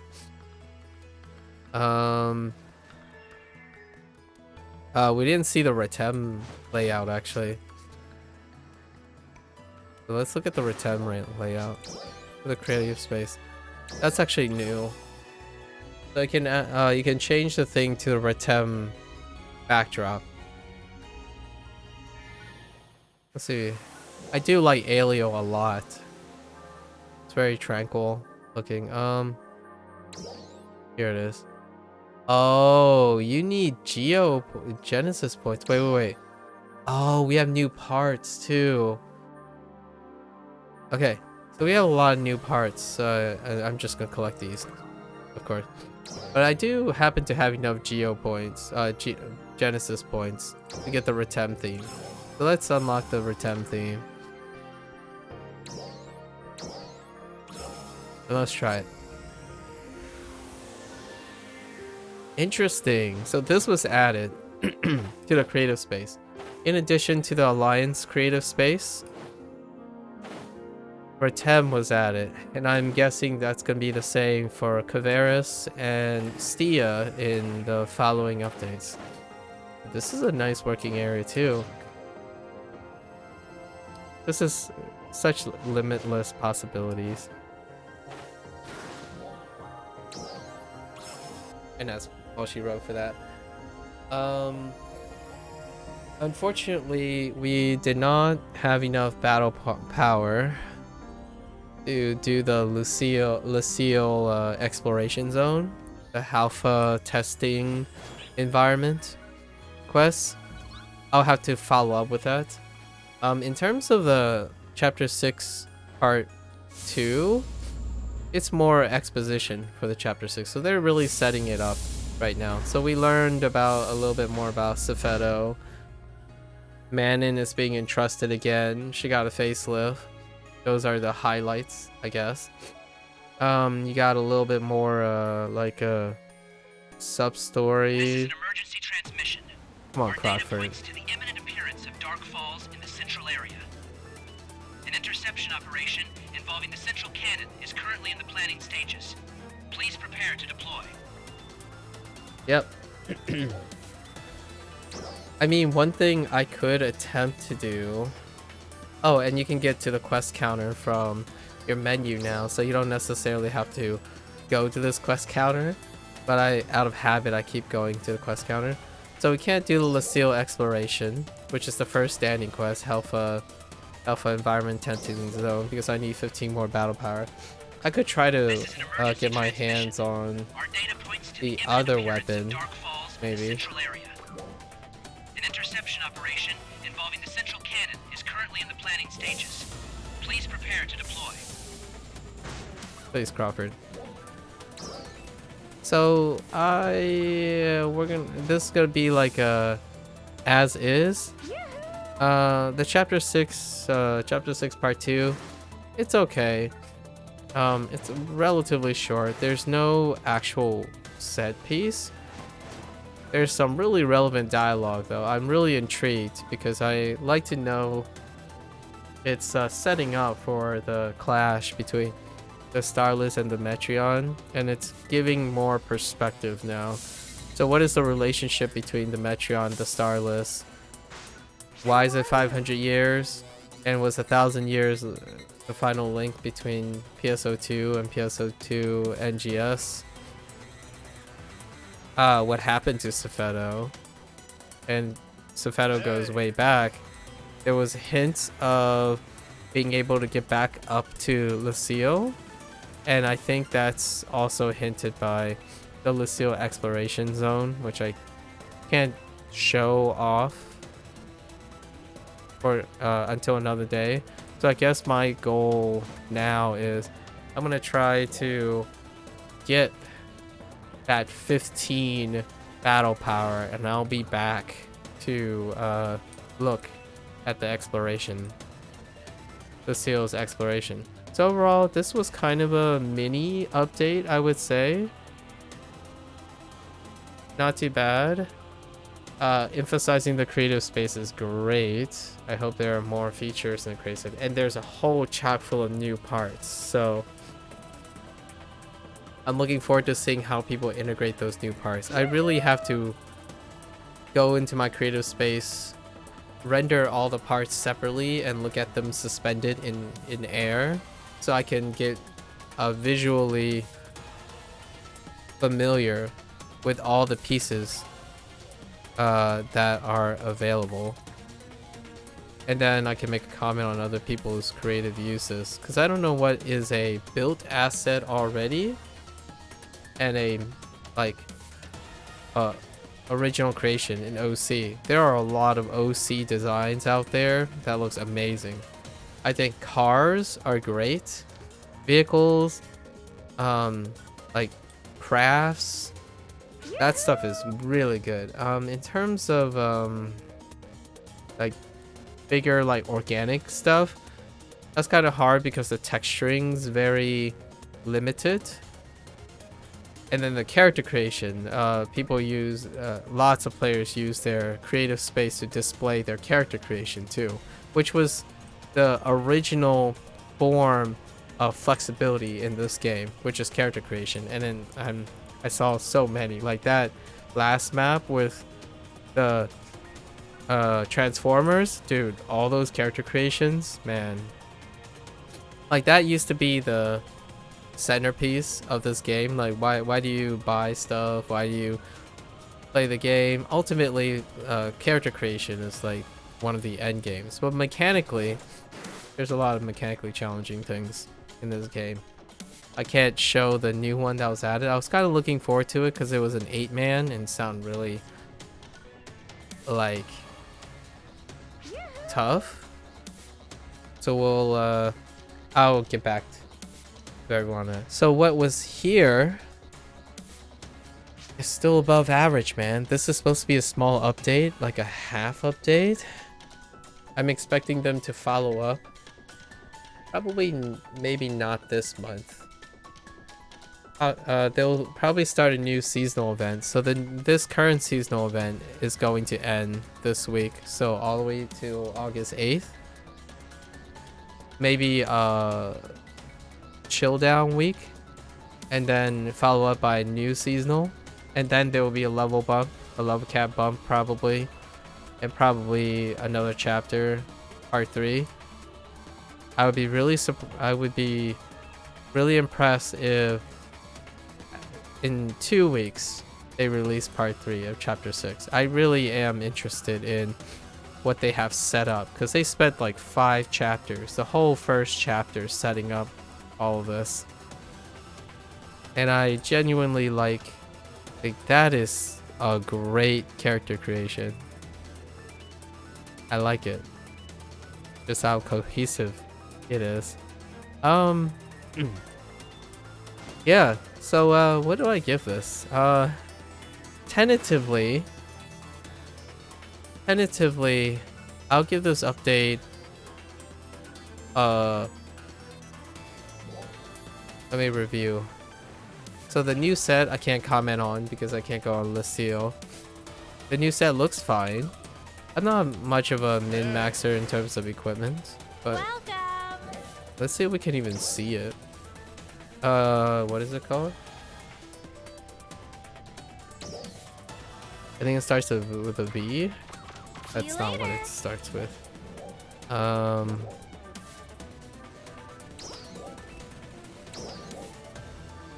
Oh, it does start with a V. Burst smelts?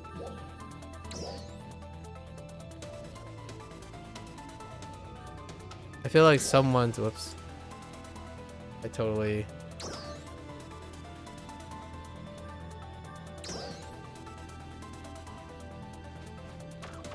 So not yet.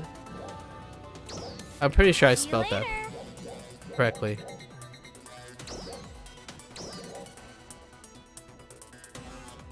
I might have missed an H. Let me try again.